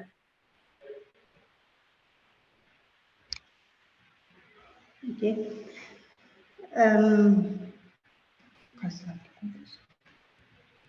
But we cannot see. Can you see our slides? Yes, now we can see the ninth slide only for future enhancing. Blah blah. Okay, for future enhancing perspectives for Uzbekistan museums, it's our some kind of solutions from our small research. That first of all, online booking is generally more preferred by the tourists. And in terms of booking channel, the online booking channel is more preferred than in-person booking, as the world is upgrading and getting digitized. The museums' websites are also upgrading. Travel museums across the globe, and therefore for their convenience and ease, many Uzbekistan museums should allow and offer online booking on their websites. And the second perspectives we offer is from an educational cultural experience to an entertainment experience. Many cultural organizations rely on this hybrid character of behavior, entertainment and education, through which individuals can construct their own experience. Nowadays, works are no longer shown in isolation, but are constructed and compared with others. This trend is to propose transverse readings to visitors even started a very fashionable concept, the Museum of Society. And the third offer is a new status for the museum public, from a simple visitor to an actor in immersive experience. And all these perspectives will be realized with digital skills and with using digital skills and technologies. And museums, tourism is a particular interesting segment of the tourism industry and a key factor for the economy of many countries. And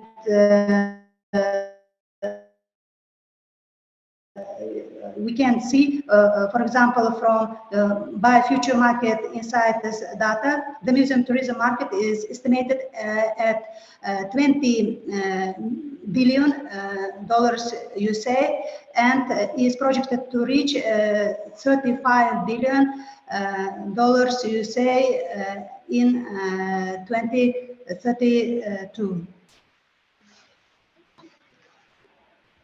Thank you. That's all. Thank you for your attention. Well, thank you very much, Mika. It was very interesting, but stay with us. And I think that our audience has questions for you, and you can answer, I think, in our Q&A session, okay? Well, thank you very much.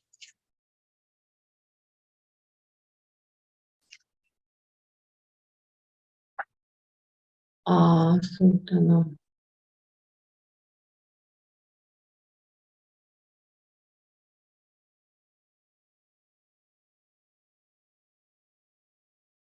Asherbek, we should open for Sultana Kapiki.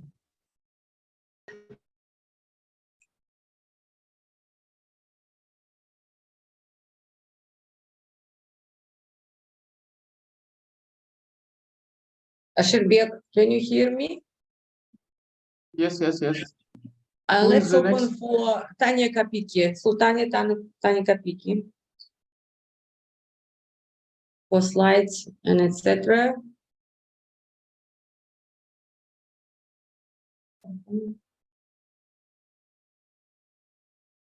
Okay. Well, let me introduce you first of all. Dr. Sultana Tanya Kapiki, professor of the Department of Management, Marketing and Tourism, retired. And today she represents the International Hellenic University, Greece. Hellenic University is also our partner university. And Sultana Kapiki is a visiting professor also of Kakand University, which is located in Uzbekistan, in Kakand, in Fergana Valley. And today she is going to present us the topic about the smart hospitality, the present and future of smart hospitality. And we're eager to listen to you. Please, the floor is yours. Thank you, dear Nigora. Thank you.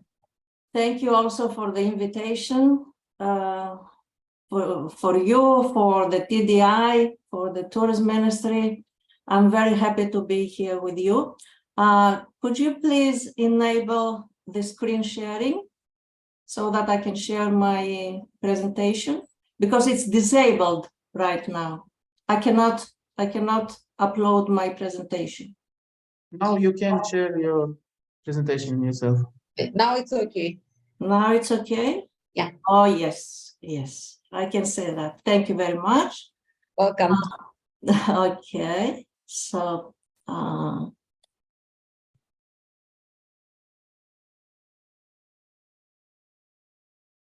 okay. I think that you can see me. I can tell that you can see me, yes. Greetings to all the participants from Greece. Sorry, Sultana, it's not a presentation, but we can see only your PC and not your slides. You should choose the doc from your PC. I see. I did it, but it has to be done again, I guess. Give me a minute, please.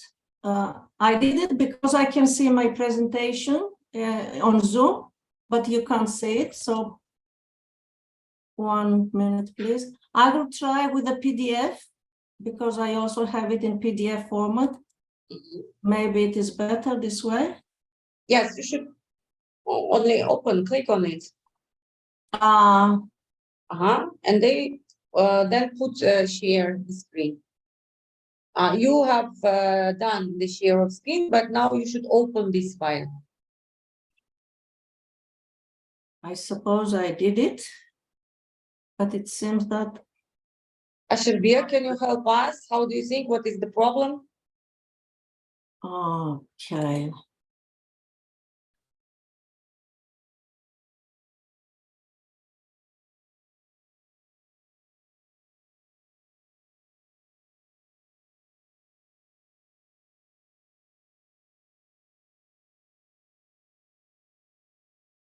I can't see what is happening.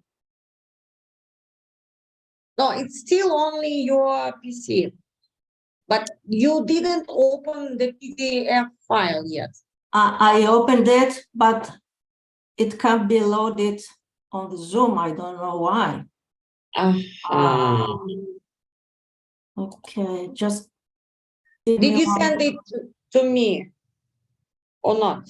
I can send it to your email or to okay, let me try it once again, okay? Okay, okay. Because now it's supposed to be shared, but no. Okay, I'll do it once again. Sorry for that. Okay.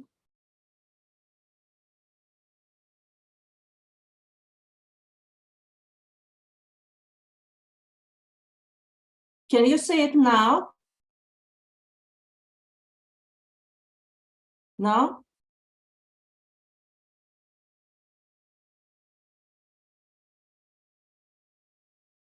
Can you see it now? No. You should share not this file, but only PDF file you should share. Okay. So once again, the Okay. file. Don't worry, it's okay.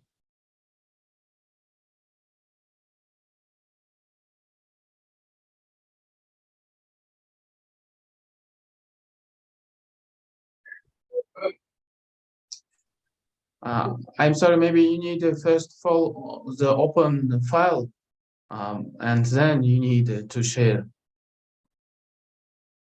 Okay, I will try it this way.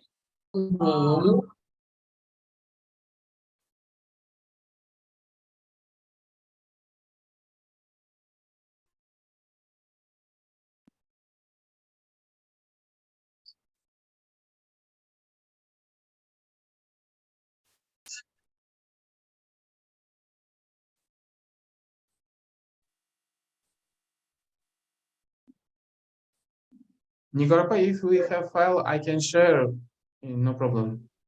Oh, it's okay. Now it's okay? Yeah. Ah, Well done. hallelujah. Hallelujah. Yeah, I had, as your colleague suggested, I had to open it first, but in that case, when I have classes here, first I share from the green button, and then I upload it. I Okay. open and upload it. Sorry. Okay. Don't worry, it's okay. For this mess. Okay, it's good that now you can see my presentation, which is about the present and future of smart hospitality, as Nigora already introduced. Okay, so let me try to give you a very simple definition of smart hospitality. So smart hospitality can be defined as those hospitality organizations, enterprises, or businesses that are managed and run primarily with the use of smart technologies. Hospitality organizations include hotels, resorts, theme parks, cruise ships, restaurants, and other food and beverage businesses. Smart technologies used in the hospitality industry include artificial intelligence, robots, mobile apps, and other innovative solutions to be mentioned in the next slides of this presentation. So, what is the artificial intelligence, AI? Artificial intelligence is a computer's or a robot's ability to take over tasks that would be usually performed by a human. So instead of a human, we have the robots or the computers, which do, with the use of artificial intelligence, all the tasks that should otherwise be performed by a human. There are many ways to use artificial intelligence in the hospitality industry, and these include the chatbots, data analysis, better serve guests who speak foreign languages. So even if the persons don't speak other languages, they can use artificial intelligence in order to communicate with their guests, international guests, voice-activated services, and finally, the hyper-dynamic pricing, which is a new, very new tool or strategy, which uses data available on social media. So far, this was not performed like this. So this is why it is a new tool or strategy. So this tool uses social media and data available through this media, as well as historical data about the user, the potential guest. The user is the potential guest here, or even world news, such as earthquakes, catastrophes, or any other situations, so as to offer hotel rooms or rates that most appeal to a potential guest or target group. This is really a very useful and very new tool, which will be certainly used in the now and in the future. Then in the artificial intelligence context, we have the so-called Alexa. Maybe some of you have heard about her. So what is Alexa? Alexa is a product of Amazon. I'm sure you all know what the Amazon is. So Alexa is Amazon's voice artificial intelligence. She lives in the cloud. It means it is a software, it is an application, and is happy to help anywhere there is internet access and a device that can connect to Alexa.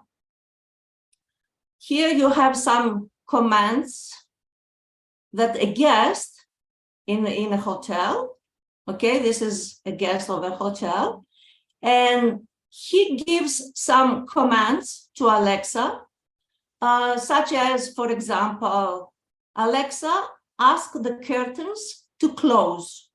So Alexa closes the curtains, and so on. And let me give you some examples of hotel chains, very famous ones, which use Alexa. And these hotel chains are the Westin. Here you can say it, Westin. The JW Marriott, Hilton, Wynn, Clarion, and of course, many, many others.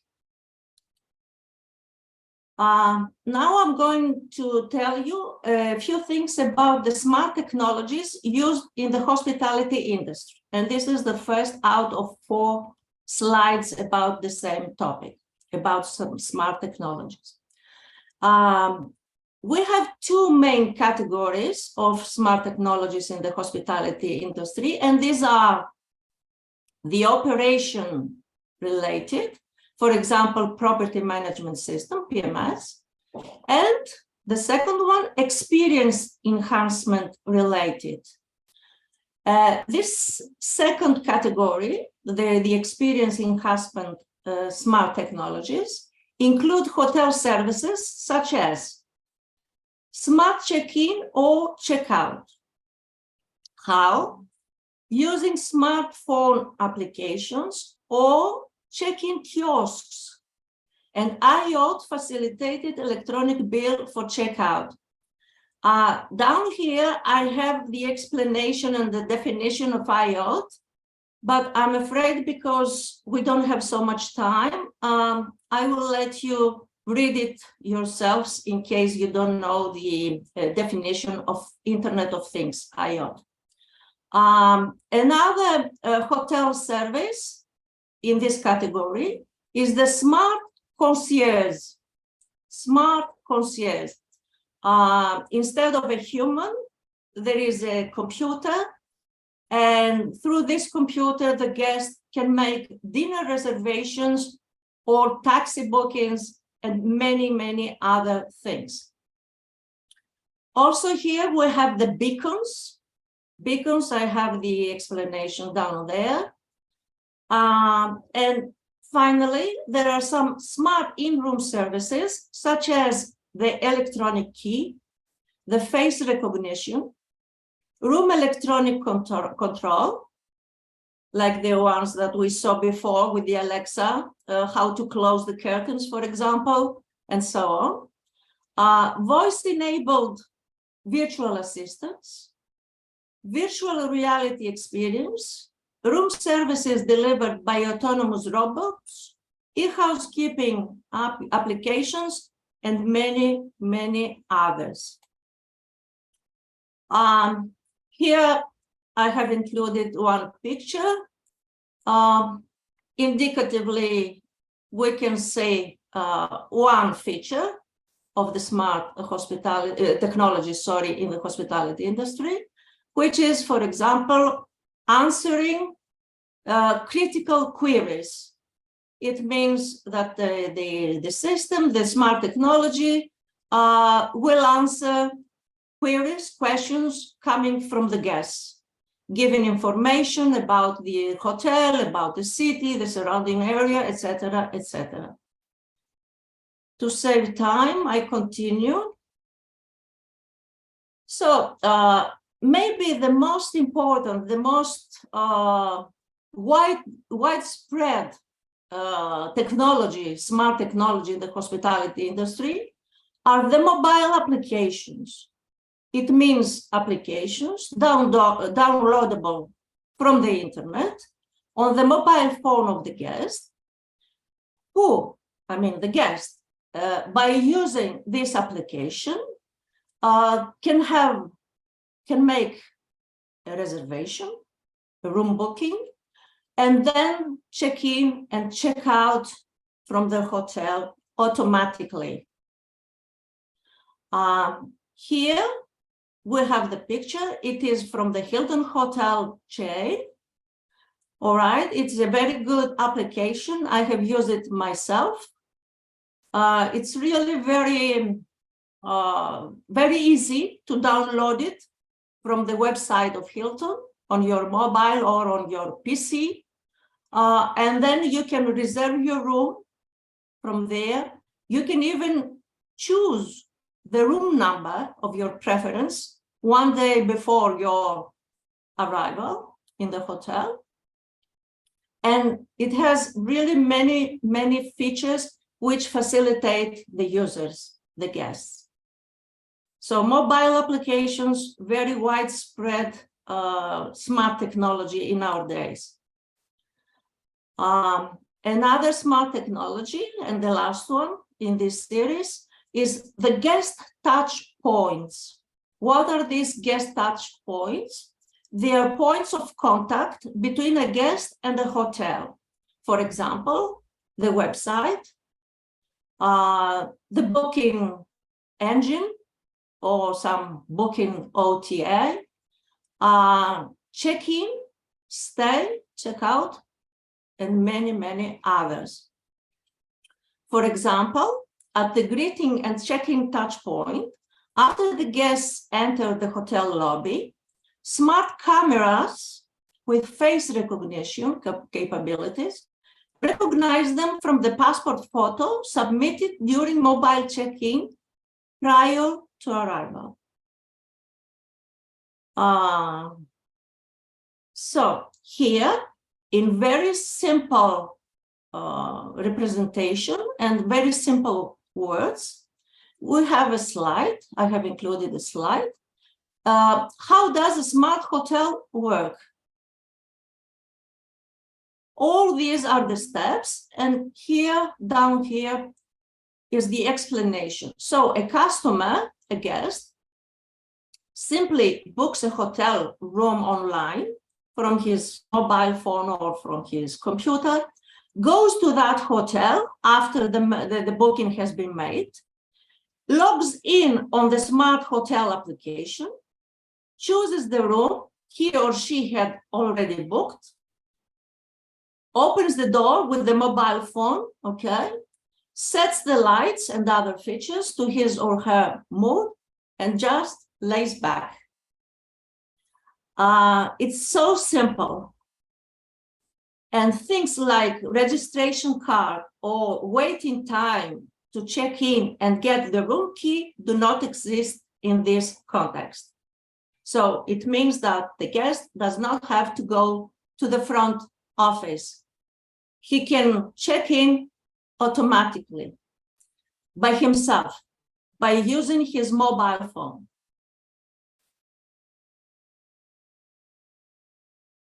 Here, I propose to you, to the participants of this webinar, I propose some smart hospitality solutions and applications that I find myself very interesting and very useful. Which are these solutions? It's the global marketing. And what is the meaning of this? It means participation of hospitality enterprises in global tourism marketing and booking networks, such as the Booking.com. I'm sure you have all heard about it, or otherwise the Hotels.com, etc. There are many booking networks like this. Allows them to increase reservation, this participation, all right? Allows them to increase reservations and sales, as well as work productivity, and to reduce local, meaning internal marketing operations and expenses. Maybe some of you would say, and you would be very right, that, okay, but Booking.com and Hotels.com charge the hoteliers a commission, which is not very low, it's quite high. It's approximately 20%. Okay, maybe you would say that and you would think that, but still, the sales made through these booking networks are so high, so the hoteliers, even after having paid the commission to Booking.com or Hotels.com, they still are more profitable than before and more successful because they have a very high volume of reservations and sales. What is the next proposed smart hospitality solution? Is the virtual communication. So face-to-face bookings of tourism services should be replaced by the use of computers, emails and web pages, resulting in less office work and expenses. Manual systems should be kept in the past. The present and the future are the computers, the emails, and the web pages. Okay? Smart accommodation services. The conventional use of energy and materials should be replaced by smart innovations such as renewable sources of energy, smart lighting and ventilation, smart cleaning system, robots, and smart adjustable beds. You can see two very nice smart adjustable beds here in my pictures. And I see that I spend a lot of time already, so I will try only to show you at least the pictures that I have included in my next slides, so that you get an idea. But I don't have any more time in order to explain in detail. So here we have the smart catering with the use of 3D printers. They are placed in the guest rooms and they can produce anytime during the day or the night any food that you desire as a guest. A banana here, a hamburger here, an hors d'oeuvre here, a starter, a dessert, and so on. It's a pity that we don't have more time. Smart wellness. Here, this is the picture of a smart shower, you know, in the bathroom.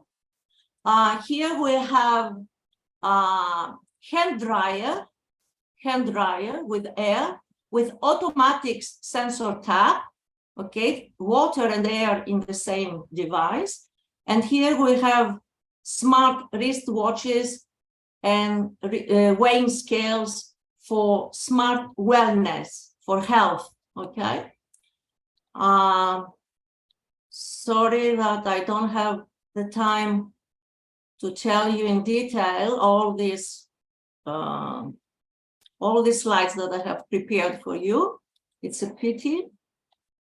Please let me tell you a few words about the future of smart hospitality. So the global smart hospitality market is expected to grow at a rate of approximately 13% in the coming years, to reach a total market size of about $12 billion in 2025. And this was $6 billion in 2019. So as you can calculate, or you can see, there is going to be a 13% increase. The global hotel chains are increasingly investing in smart hospitality solutions in order to improve customer impressions and satisfaction. In addition, hotel companies will adopt smart hospitality solutions as they help reduce operational costs. This is very important. Operational costs, it means more profitability afterwards, and generate more revenue while enhancing the hospitality services to customers. And part of the future, this is the hotel of the future, you know, the use of a mobile in order to enter the room, computers for express check-in or check-out, and here some features of the hotel of the future. And a few pictures about the robots in the hospitality industry. So here we have room service robots, okay, 2 robots which come to your room with your order from the room service. And housekeeping robots with a vacuum cleaner, you know, they clean the corridors or the rooms or restaurant or any other area of the hotel, robots which clean. And finally, we conducted a research with a master's student. Here is his name. Here in Greece, in northern Greece, actually. But the news, the results for the smart hospitality are not very optimistic, unfortunately, for our area, at least for our area. So, the majority of the sample is not willing to pay a premium for a smart hotel. They prefer to pay less and stay in a traditional hotel, unfortunately.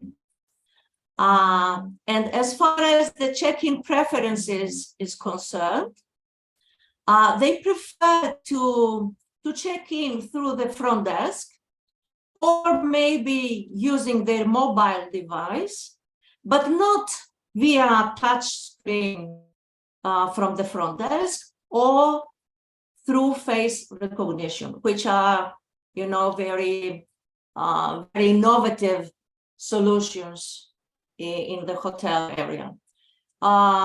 So it means that our clientele here in northern Greece, that is the conclusion, is not mature, it's not digitally mature to use and stay in smart hotels and pay for the premium, for the difference. Okay, they prefer to pay less and stay in a traditional hotel. So thank you for attending this presentation. Thank you for your understanding and patience, because I used more time than I had to. And of course, I'm here to answer any questions in case you have any questions. Thank you very much. Thank you very much, dear Sultana Tadqiqot, for your very interesting presentation.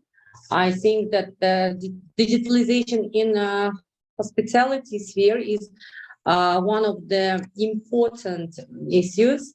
And unfortunately, in Uzbekistan, we also have such a problem. And I think that the presentation was useful for all the specialists of the sphere today. Thank you once more. Stay with us. I think that the audience has questions to you, and they can do it in the Q&A session. Thank you. Well, as you know, tourism can provide decent jobs, helping to build resilient, sustainable, inclusive economies and societies that work for everyone. Yes, and the meaning of the smart tourism is very latitude. Yes, it's very sufficient maybe, because it is not using of innovation and digitalization processes, but it is using of e-hotels, ecological zones for tourist destinations. And the topic of our webinar is to be only innovation and digitalization processes, but the meaning of smart tourism is very scaled one. It's very wide. And now let me introduce you our next panel speaker. Let me switch him on.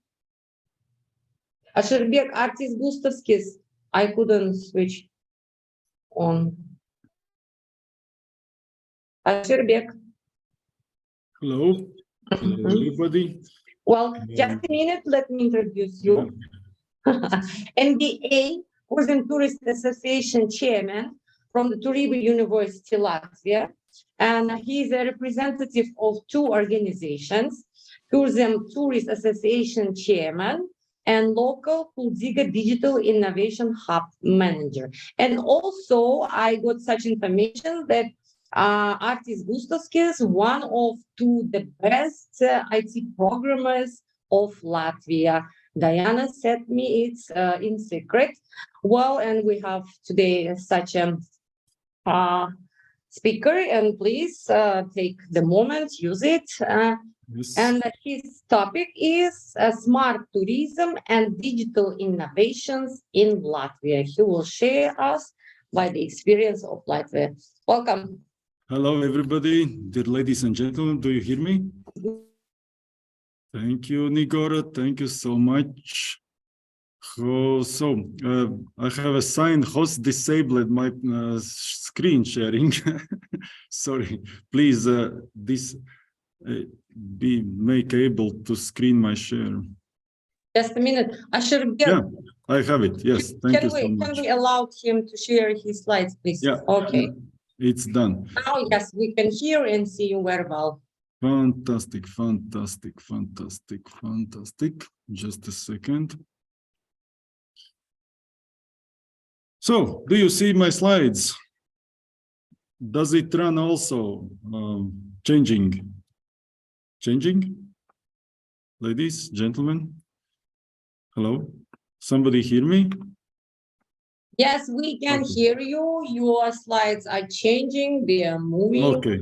Thank you so much. So, I represent a smart tourism destination Kuldiga in Latvia, but today I will speak because Nigora asked me about whole Latvia, as well as our smart destinations. So, I represent Kuldiga city, as well as a whole Latvia, and we get award of European Destinations of Excellence in 2007.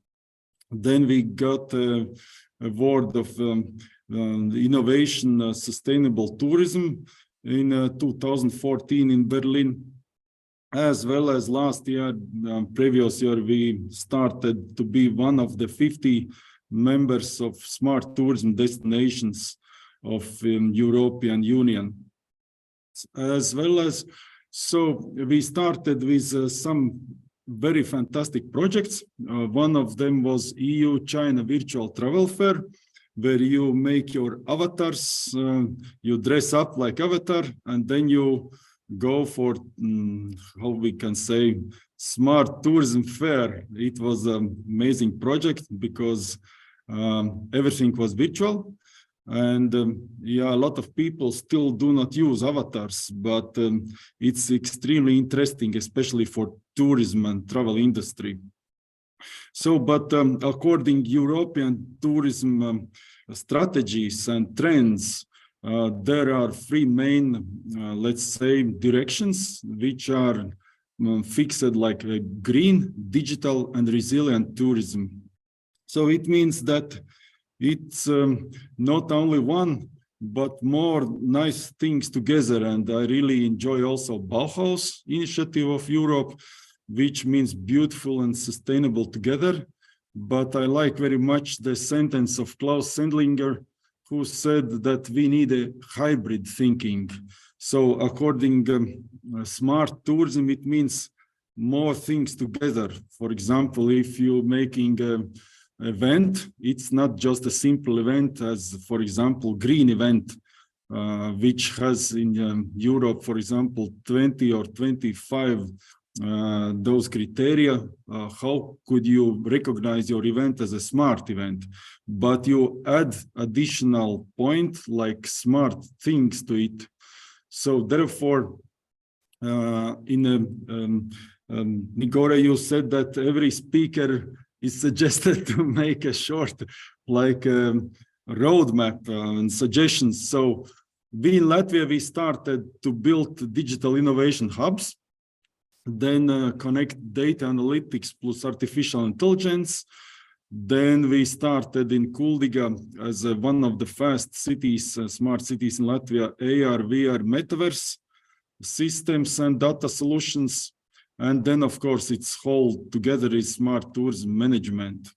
Last time we working really much with artificial intelligence, and thanks to previous speakers and professors, I really enjoyed your speeches. But in practice, in cities, we using very much ChatGPT, or for example, DALI or another programs. So how we started, we connected data analytics so to all the video cameras of the city. And here you can see in the left side, there are a lot of cameras. They are, we using not all of the cameras because cameras are hundreds and thousands, but we using counters which are in the tourism streams. So we are very interested in tourism attraction counting. So here, for example, we connected two streams with Power BI. It's the most simplest tool to, let's say, to make correlation between two things. For example, here we making a data analytics in a connection with events.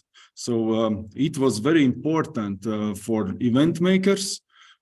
For example, here you can see there are the high topics of the tourists, or here you can see we are Nordic country. Latvia is a very Nordic country.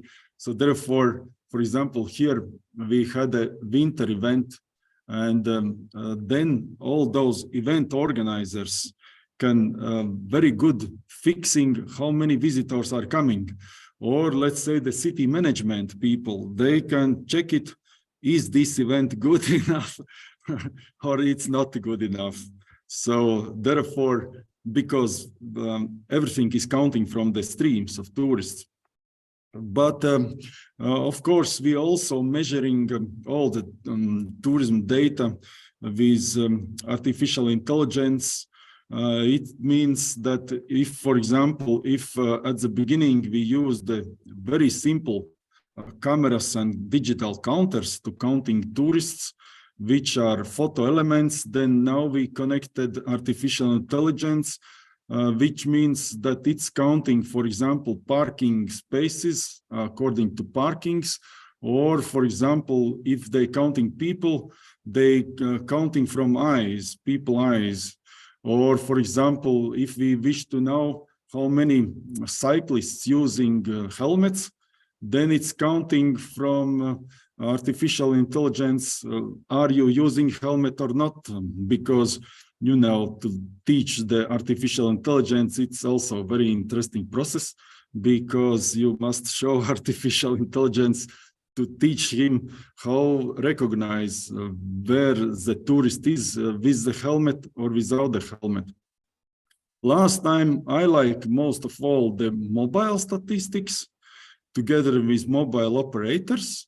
So it means that why I like it, because it's most, from my point of view, most precise of all kind of statistics, because we can say everybody, especially tourists, using mobile phones, and then this one is fixing where it's going.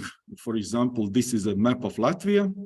So the orange ones are mostly visited areas in holidays.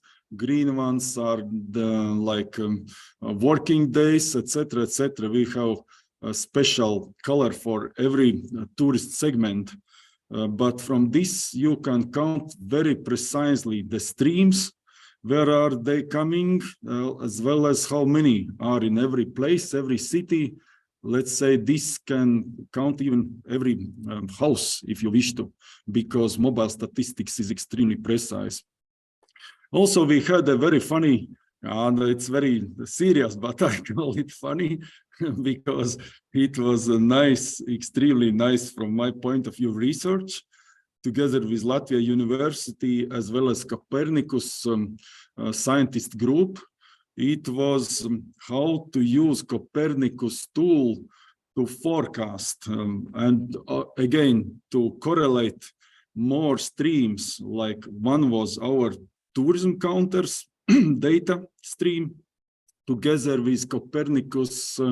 It's a global climate program forecasting tool of Europe. So how will change the climate in 2050, and how it will influence tourist stream to our Latvia destination. So from one point, it sounds very funny, but it was really serious research using and testing this Copernicus climate forecasting tool and correlate it with tourist streams. So I don't know what about your destination and country, but in Latvia it forecasted that there will be more windy, more wet in 2015. So, and tourists will be like more contrasting in that or that period of tourist season. So, but according smart tourism destinations, it is also like a roadmap for every smart tourism destination in Europe as well as in Latvia. I really love it because it shortly says all the steps we must do. Also because we are just on the way to smart city, to smart tourism, because nobody is so developed to say, I'm ready for everything. So there are fast 3 stages. You can see the first stage is smart marketing, second is smart management, and third is smart stewardship. And then there are the 5 main pillars to the road of smart tourism approach. So first is a strategy, where what we wish to receive, what we wish to build up with data, what we wish to know. They are, let's say, kind of also kind of marketing things, because let's say tourism smart data shows you all the marketing data. How many tourists were they coming from, what they, etc., and how money they spend. Then the second is data management. Third is human capital and skills. This year in Europe is the year of the skills. So we spending a lot of time and money to teach our people in tourism for smart tourism data management and also knowledge transfer, and finally ecosystem management, because to be very honest, not very many people on the street know everything about data. If you ask on the street, what do you think about data? Must be that ordinary person on the street will answer you, have no idea what to do with data. But of course, I'm laughing a little bit. So second thing, as a roadmap I can suggest is to fix where are coming most important data. For example, I wish to be that the data would come from mostly kind of MasterCards and Visa cards, which is still young thing for whole Europe, because just the most developed countries are using like Visa card and MasterCard data, which shows very effectively how much tourists are spending in your country, in your smart city, as well as any place in the world. I think that is the best data for all the future smart tourism destinations. But of course, this shows that most statistics at the moment, also for Latvia, coming from national statistical offices. It's not very precise, I would say, but it's showing kind of a streams. Then next stages are social media data, as already previous speakers said it, universities and others and others and others. So in Latvia also, we have a national programs, also partly supported by European fundraising. And I really love a program of digital twins. It is about data usage for municipalities, mobility and tourism. It will start after half a year, but it's a huge program with big money, and we hope that we will get something more. So what we wish to get from that one. So we use a lot of technology to make data working for tourism and mobility. For example, I really love photogrammetry. It's still a new tool, a new system technology for tourism and tourism development. For example, you can make 3D city with all this data, because first you scan it. For example, we're using drone scanners. We fly over the city, scan all the city, make it 3D city model, and then you can use it for anything you wish to. You can count data, you can count everything you wish to. For example, you can also plan investments. Yeah, it's called smart investment planning. And it's for everything. I really love it, but it costs time and big money. And as I told you, we also organizing a lot of skill up courses to teach our people, because a lot of people do not have IT specialty. Let's say there are just a few people who, in a percentage of all professions, who are IT people. So we must do it. Therefore, we're organizing a lot of hackathons, data hackathons, open data hackathons for solutions, how to implement data in smart cities in different ways. But I also like and enjoy last time very much all kind of data visualization. Why we need it? Because our city is UNESCO site.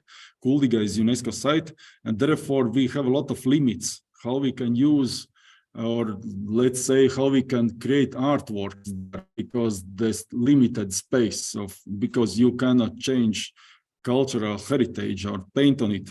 So therefore we started to use augmented reality and metaverse. You can do it in a lot of ways, and you can make a lot of nice virtual and augmented reality tours. But last thing we really love is metaverse galleries with augmented reality. And that we do that we making metaverse objects. It could be video, it could be photos, it could be artworks like 3D sculptures in there. We already do it, and we have at the moment 22, 23 solutions. But in general, it works like we used it from Venice Biennale, that under our heads, let's say in metaverse space, we made a metaverse city map. So it means you open your smartphone and you can see like another digital city above your heads. Then you can choose most touristic attractions. Then you can open it, and every site is opening like 3D model or 3D object above your heads, because we filmed it with drones. And then you can find the object or tourist site. But it's all about metaverse and let's say about doubling the space, because yeah, we love metaverse because it's allows, for example, for artists and for photographers to make additional galleries. For example, this gallery we made in main square of the city, and there are other galleries in other places, but you can see it only if you visit the city, because it's connected with GPS coordinates, and you cannot see it from the homepage, because yeah, we wish to attract the visitors to our place, to our smart city. When you enter it, immediately you can open it. So it's about this. And of course, last thing is we teaching teachers for data management, as well as virtual reality and other metaverse, to use it for schools, to use it for young generation, because yeah, we believe data will change the world. So thank you so much. It was very short presentation. Thank you so much. Well, thank you very much, Artis Gustavskis, for your contributions in the development of smart tourism, and also for your such interesting and informative presentation at our international webinar. Please stay with us. I think that in a Q&A session, our participants can give you some their questions. Thank you. And if follow to the program of the webinar, we want to give some break for the participants, not to be so tired, but we now in some delay to our schedule. And Zarina, I want to present you my colleague. Hi, dear participants, dear. Zarina Hamidova, she is staff of our Tourism Development Institute, and she will be moderate the second Q&A session. Welcome, Zarina. Thank you, Ms. Nigora. Thank you for the floor.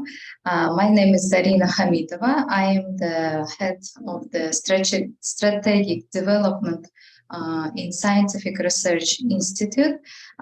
We have set goals and objectives for the webinar in advance, and we invited experts and practitioners of this field who are specialized on digitalization and innovation of transformation in tourism field today.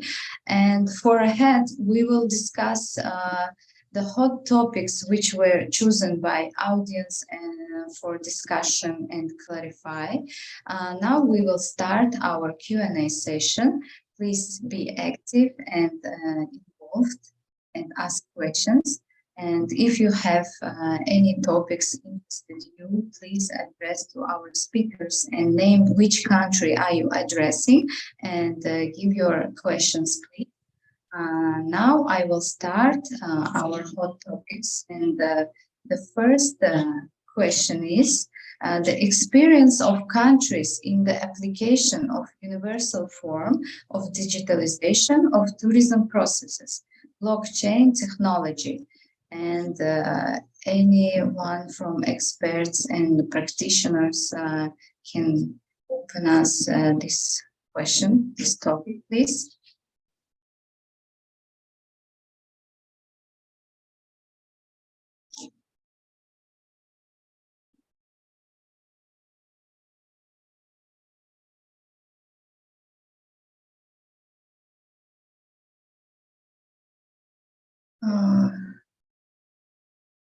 Maybe someone from our experts can give us the answer to this question.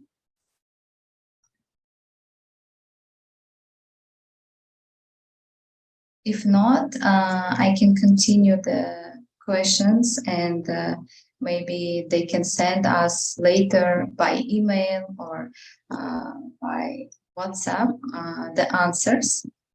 Igorapa, may I continue? Yes, of course, Zarina, but it was not like compound like questions, but maybe that all the events should have some theoretical and practical part, and we plan that the second part Q&A session will be some practical. Now we met here, we exchange, and this means our share our experience, our theoretical knowledge, because today gathered in our webinar all the experienced professors and specialists, not in theory but in the practice of using of smart tourism. Maybe you will share your implementation in your countries, in your working places, and we want this webinar to be more practical, and the second part is designed for in this reason. Please be active, dear participants, dear panel speakers. Okay, the next topic is I think directed to Indian experts. They want to know the experience of India in the services of online purchase of ready-made tours formed by tour operators and customized tours developed through mobile applications or computer software systems.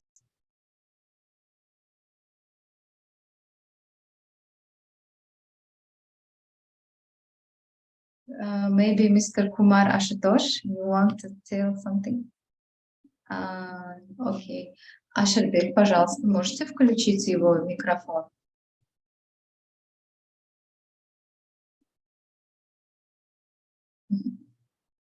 Я думаю, что он не может включить микрофон. In fact, I wanted to answer the first question also, but I was on the mute mode, so I could not speak. I was always signing that I want to speak. So let me start. I will give a little bit on the first question that is related to blockchain technology as far as smart tourism is concerned, isn't it? And the second question is about how they can interact with buyers and sellers as far as India as a tourism destination is concerned. Am I right? Because your voice was breaking in between.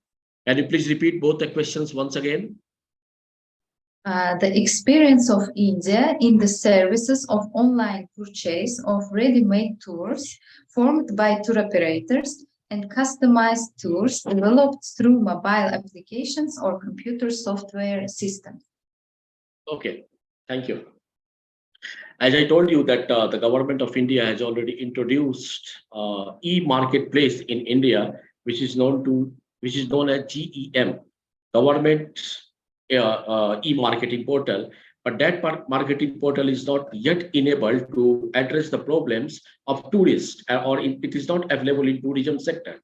However, we have a very strong association in India, which is known as IATO, Indian Association of Tour Operators, who are in the process of making an e-marketplace where buyers and sellers can meet.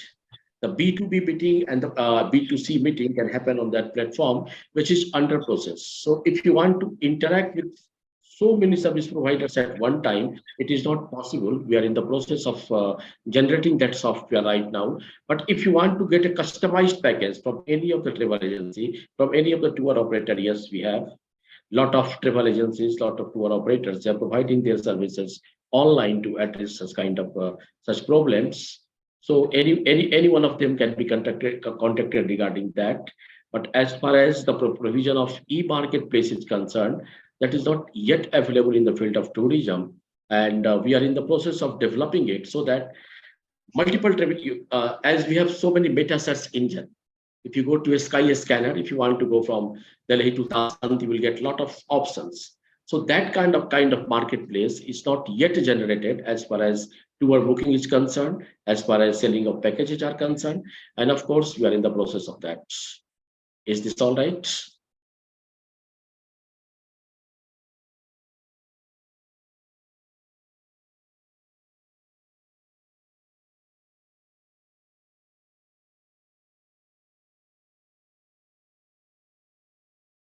I think she's mute now. Our anchor is on mute mode. Sorry, I muted my mic and it couldn't load. Thank you very much for your clarification. So the next topic for addressed to Indonesian experts and practitioners, we would like to know what measures could you suggest for the optimal implementation of IT programs in the development of standards in the hotel industry in Uzbekistan, based on experience of the hotel business of Indonesia, experience of Indonesia in travel exchange.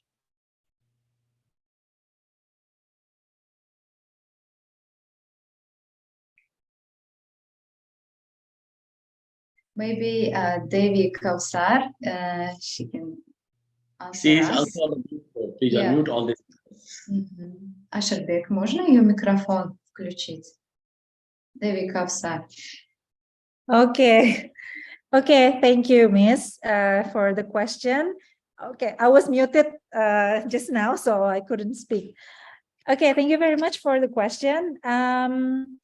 Well, actually in Indonesia, we, in our experience, there is not yet a standard, I mean, you know, a widely accepted standard for the digitalization of the hospitality industry, because the situation can be, you know, can differ from one city to another, from one province to another. As you know, we have 17,000 islands in the country, and then around 270 million people. We have 34 provinces, and there are, you know, cities and provinces that are quite advanced in the digitalization, and there are cities and provinces which you know, do not have access to a good cellular network yet.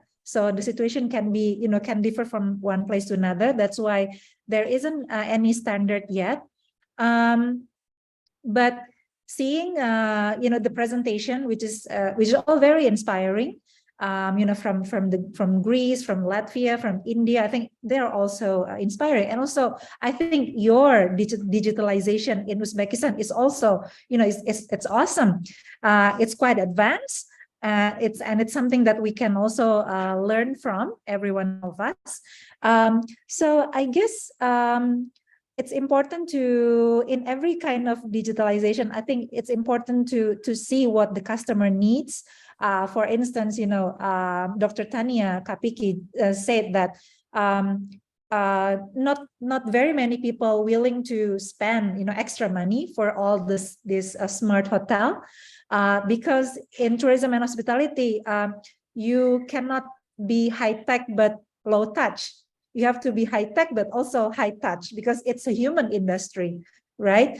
And I think all theories like technology acceptance model can be useful in actually determining from a survey what does your customer or what does your visitors actually want and how do they actually accept technology. Yeah, in our university, we've done several research using this model. For instance, Rivo, my colleague from Indonesia, from Aturin, he was sharing a story about a rural tourism village, right? Digitalization that happens in the tourism village. It's good that it can happen. It's being materialized in the village that he's talking to you about. But in some other villages, maybe it doesn't happen that way because of the network problem, etc. So we did, some studies on market platform or marketplace for selling homestays and how the owners of the homestay is actually accepting this. And also another one is about robots in restaurant.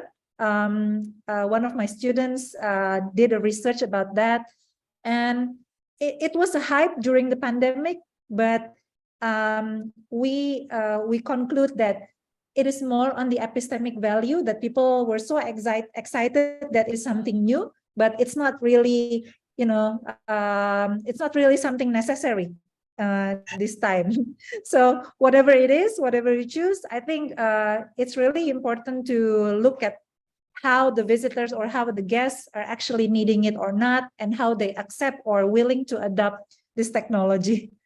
I think that is my comment, Miss. Thank you very much. Thank you very much, Dewi Kausar from Indonesia. The next topic is creation of common information space to ensure a high level of development through effective economic interaction. Is there anyone from our practitioners or experts who can give us answer to this? Yeah. I would like to answer both the question, because the first question, what I think related to blockchain management of data, isn't it? And the second question is all about the economic interface that we are, how it can be managed through digital technology. So actually we were muted, so we could not address the question. I would like to inform the audience that blockchain technology is a kind of immutable ledger that we are maintaining right now, where that data is collected, recorded, but cannot be edited. This is the technology of blockchain data management. You record the data, you collect the data, you record the data, but you cannot edit the data. So the real-time experience of tourists, the real-time experience of visitors can be recorded into it, and it can be extremely useful in enhancing the experience of tourists at that spot. This is a kind of technology that is being used right now in our country also. So blockchain technology is right now being used in determining that how actually tourists felt at that position, at that place. A real experience is recorded, and it cannot be edited. This is what blockchain technology is. This is what we are practicing here in our country, and it might be used in so many countries, including Uzbekistan.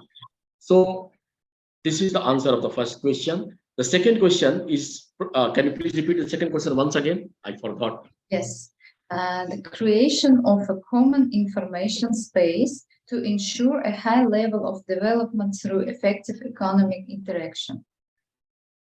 Yeah, this is also one of the basic aspects of a smart tourism. This is one of the basic idea behind digital tourism, that create a common space where information can be disseminated. Right now, it has not been done. This is a very accurate platform. This is a very apt platform where we can discuss about sharing of data with so many countries. Right now, a smart tourism or digital tourism, what we are doing, that we are only dealing with one country, two countries, like that.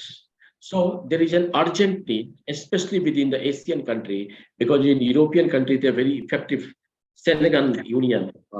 But in our country, in this part of the world, Asian country, Southeast Asian country, Central Asian country like Uzbekistan and all, that we should form a kind of common platform where all the information is disseminated, where the actual scenario of tourism can be posted, and this will ultimately lead to the development of sustainable growth of tourism, and this will ultimately provide a platform where a variety of economic exchange can also take place.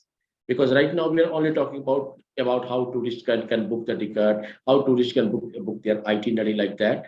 But once a common platform is provided, once the flow of information is quite fast and it can be accessed by the people of so many countries, not only of one region or one country, a common economic platform can be achieved through that only. Thank you very much. Very informative. Thank you. The next question is addressed to specialist from Greece. Current trends in the digitalization of tourism and hospitality of Greece. Can we get the answer from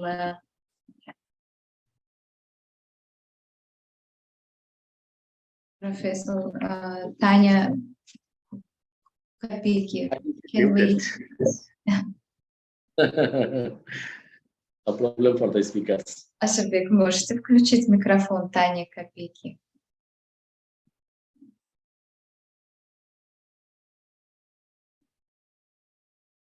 Ашербек, включите, пожалуйста, микрофон Тани Копейки. Да, я включил. Okay, thank you. Thank you. Just now, yeah, thank you very much. So if I understood well, the question is, what are the steps towards digitalization of the Greek hotels in our days? Is that the question? Yes, the current trends and digitalization of tourism and hospitality of Greece. Okay, yes, Greece has already started developing smart hotels. Unfortunately, they are not so many. I had included them in my presentation, but there was no time for the main presentation. Imagine that there was no time at all for the rest, for the appendix. We don't have so many smart hotels, and those which exist, are located in the capital Athens, some of them in my city, Thessaloniki, and in some other touristic areas. So the trend is actually to develop more smart hotels. I hope that this will be understood and adopted by many hoteliers, despite the very high cost, of course, of a smart hotel. But my recommendation is, my suggestion is that the hoteliers should start with relatively low-cost investments in smart technologies. For example, in applications on the mobile phone, I mean, maybe some smart check-ins, smart checkout, which doesn't cost so much. The smart beds, which are very trendy. It's a trend in the hotel rooms to be equipped with smart beds. So they can start with relatively low cost investments. And if they see by research, of course, that their clients, their guests are getting more digitally mature, then they can continue with higher cost investments like robots. For example, the robots cost a lot. So they shouldn't start with the robots, but they should start with the low cost investments. So the trend is that more and more smart hotels are developed in Greece, but not too many, not at the moment. Thank you. Thank you very much. Thank you also. And your presentation also were very interesting. Thank you very much. Thank you. Thank you. You're very kind. And the next question to our expert from Latvia, Artis Gustovskis. The tourism destinations, smart marketing strategies in Latvia. If it's possible, we wanted to hear about the tourism destinations, smart marketing strategies in Latvia. Do you hear me? Hello. Hello. Yes, we can hear you. Please. Okay, so there are just a few smart strategies. As I told you, we are at the beginning stage. But as I told you in my presentation, we're using this 3-stage and 5-pillar system of smart tourism approach, which means that there are 3 stages, and we start from this kind of smart marketing, then smart management and smart stewardship, which connecting with 5 pillars. So strategies, yeah, we have a Riga smart strategy, and now already also Liepāja and Ventspils and Kuldiga, but all it's connected with data management, so as well as infrastructure. So as I told you, the fast pillars are like data management and then just human capital and skills, because now we are also in a stage to teach the skills. Yeah, because nobody is ready and so good to do it right now. So this is what we're doing, and we are also only on the way, because let's say the best destinations in smart tourism management in Europe, they are Sweden, Finland, Denmark, Norway. So if we wish to develop some kind of, just because, for example, if there are about, let's say, at the moment available, let's say some 20-30 sources of data, some of them I already mentioned it in my presentation, then we use like 5 to 10, but they use already like 20 to 30.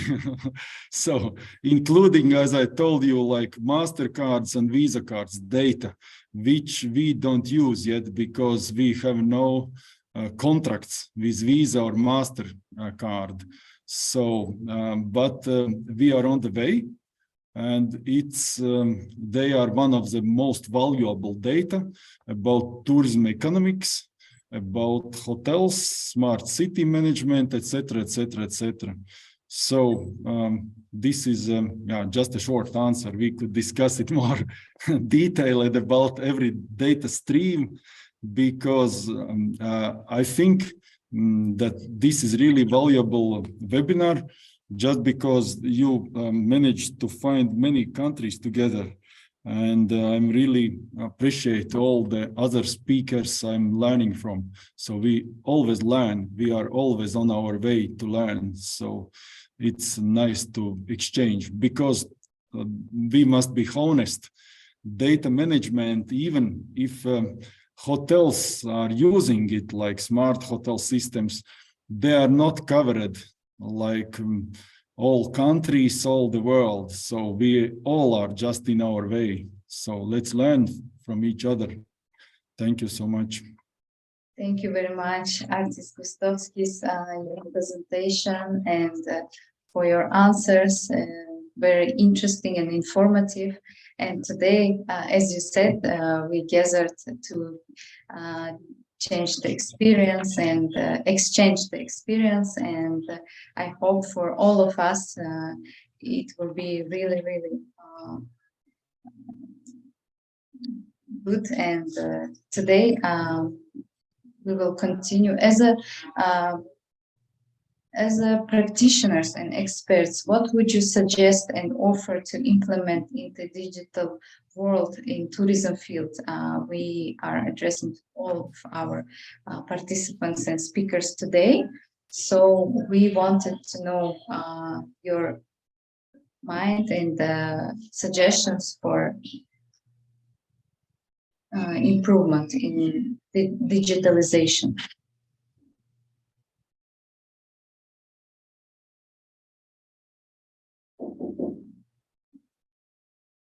Mr.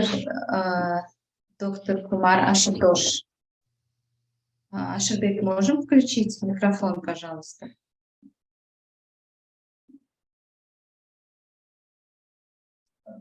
Доктору Кумару Ашутошу можно включить?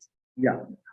Actually, this question was given in advance by Professor Nigora to us, that what are the suggested measures that can be undertaken by Uzbekistan tourism and rest of the tourism. As In my presentation, I had mentioned about some of the very good practices that we have witnessed in Barcelona, we have witnessed in the entire Netherlands, India, and also in South Korea. The first thing that I found, because I visited your country and I like your country a lot, so there is no problem at all as far as development of tourism is concerned. The only problem is of language. That happens with non-speaking English countries. So you can develop a beacons like Netherlands, like Amsterdam, where tourists can translate the things as per their requirement. Because I was also, with the help of your institute, I've been to Samarkand and all these places where tourists were exclaimed to see such a beautiful monument. But there was some problem of communication there. So we can develop a kind of beacons with the help of that. We can translate the things in our local language. The second thing is, as far as the availability of Wi-Fi is concerned, I think it is very well in Tashkent area. But if you talk about rest of the area, it is not so effective. Please correct me if I'm wrong. You're We need right. we need to have Wi-Fi throughout the city to make tourism more and more sustainable, to make tourism more and more informative. So this idea can also be implemented. Though I am repeating that the people of Uzbekistan are very, very nice. We as a country have very good relationship with Uzbekistan. So these are something that we can, even in our country, it is not available throughout the country. We are also in the process of developing it. And I cited the example of Seoul, South Korea, where the connectivity of Wi-Fi is very, very strong. So in case of any problem, you do not feel like left out. You can find some solution. You can depend on the technology which can help you. And the third thing is that we have to reduce the carbon emission. So we have to introduce electric vehicles. We should introduce more and more electric vehicles, and these diesel and petrol run vehicles should be discarded now, because environment is something that is, of course, getting, because of global warming, we all are at danger. So the concept of electric public transport system we have adopted in some of our cities, like in Delhi. So this can also be incorporated to make the tourism more and more sustainable. And the concept of smart tourism can be achieved by these three means. Thank you. Thank you very much. Any suggestions from the experts for development of the further implementation of digitalization process in tourism? Miss Devika Sar. Yes. Yes. Okay, thank you so much. I agree to Dr. Kumar's a comment just now. I think it's very important that we are using this technology not only for promotion, because we did, in the course of the history of digitalization, I think we put the emphasis more on the marketing aspect and the commerce aspect before. But I think it's really important for us now to use it, as Dr. Kumar said, for environmental sustainability. As maybe you saw from my presentation, that they're using this heritage information modeling for documenting the heritage building or heritage monuments. And then as a buy-side product, they also, they can present it to the visitors for in the forms of virtual reality and augmented reality. But they're all backed up by a documentation and information modeling system. And also, I agree with the electric cars, electric vehicles. We are starting that kind of things, transformation as well in Jakarta, the capital of Indonesia. And also, last year, Jakarta hosted a race of Formula E, which is an electric cars. So it is in the form of F1, but it is not powered by gasoline. It is actually an electric cars. So this electric car race, Formula E, is maybe is still quite rare. It's been held in Sao Paulo, I guess, and also in Belgium, and in a few other cities. You can actually measure, the CO2 ecological footprint from this kind of sports, which are using electricity cars. So I think it is fun. It is an event that you can look forward to, but it is also good for the environment, and it is also good for disseminating to people about the importance of the issue of climate change and environmental sustainability. Yeah, I think that's for me. Thank you.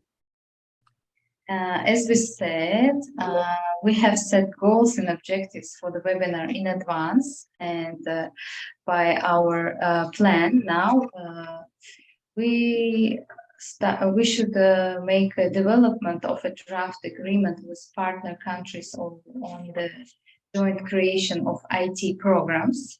So if there is no other answers and questions, maybe I will give the floor to my colleague, to Nigora Bukharova.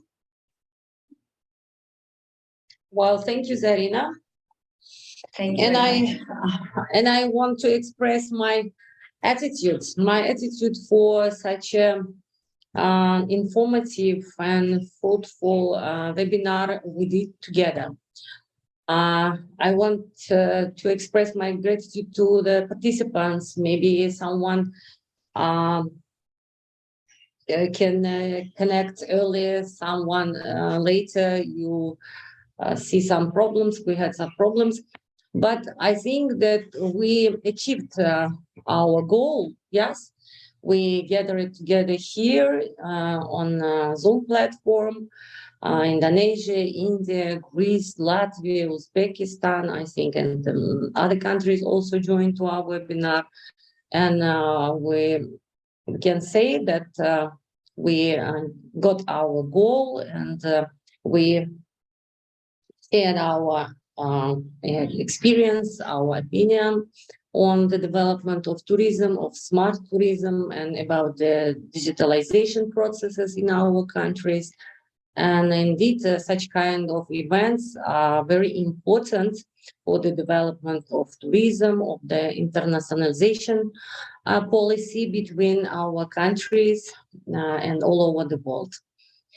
And it was a great honor for me to introduce such a experienced panel speakers like Devi Rosa Gavsar, Dr. Kumar Ashutosh, Artis Gustaskis, Professor Sultana Tanya Kapiki, and our ladies from Institute of Kamaluddin of Design and Art by Kamaluddin Begzot, Umida, and Kamola. Thank you for all of you.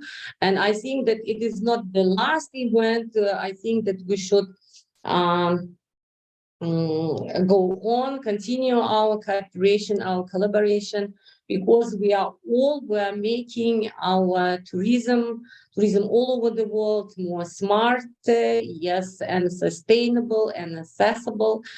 And I think that today's event also will serve to these policies, yes, and of course, friendship and internationalization among our world, among our countries and all over the world, because tourism, it is a peace, it is the wellness, it is the health. Yes, I imagine tourism in such way. It also was great to see so many familiar faces here in audience, among the audience of the webinar. And now I want to ask you all open your cameras. Yes, we like this moment because we can take pictures, but we don't maybe like this moment so much because we should say goodbye to each other. But I think it will be not so far. I know that Indonesia will organize also. Yes, tomorrow you have also international webinar. I hope I will join, and our staff also will join to your event. And please open your cameras. If you liked the webinar, I also ask you to to give us your digital thumbs in this way, up your thumbs. Well, in this way, we can make some pictures. I know that here also our partners from Indonesian University, my dear friend Made Junaidi, he's also helping me during the webinar take some pictures, and I think that now he's also doing it this way. And please, the staff of TDI and our director Елена Вячеславовна Голышева, well, also thank you and gratitude you're participating, you're being with us, for your interesting presentations, for your sharing experience. And let's take pictures and then go. Oh, actually, we couldn't use this reaction, but everyone, yes, want to up thumbs. Well, I did one.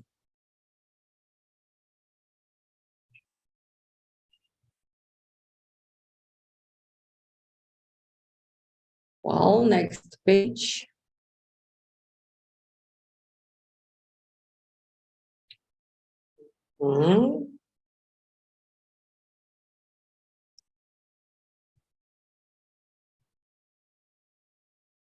Beautiful. And that's all. Well, thank you very much for being with us for these 3 hours. I hope to see you soon. And also, I want to announce that the tourist season in Uzbekistan is open. Welcome to Uzbekistan. Welcome to our institute. We will be very glad to see all of you here in our country. Bye-bye.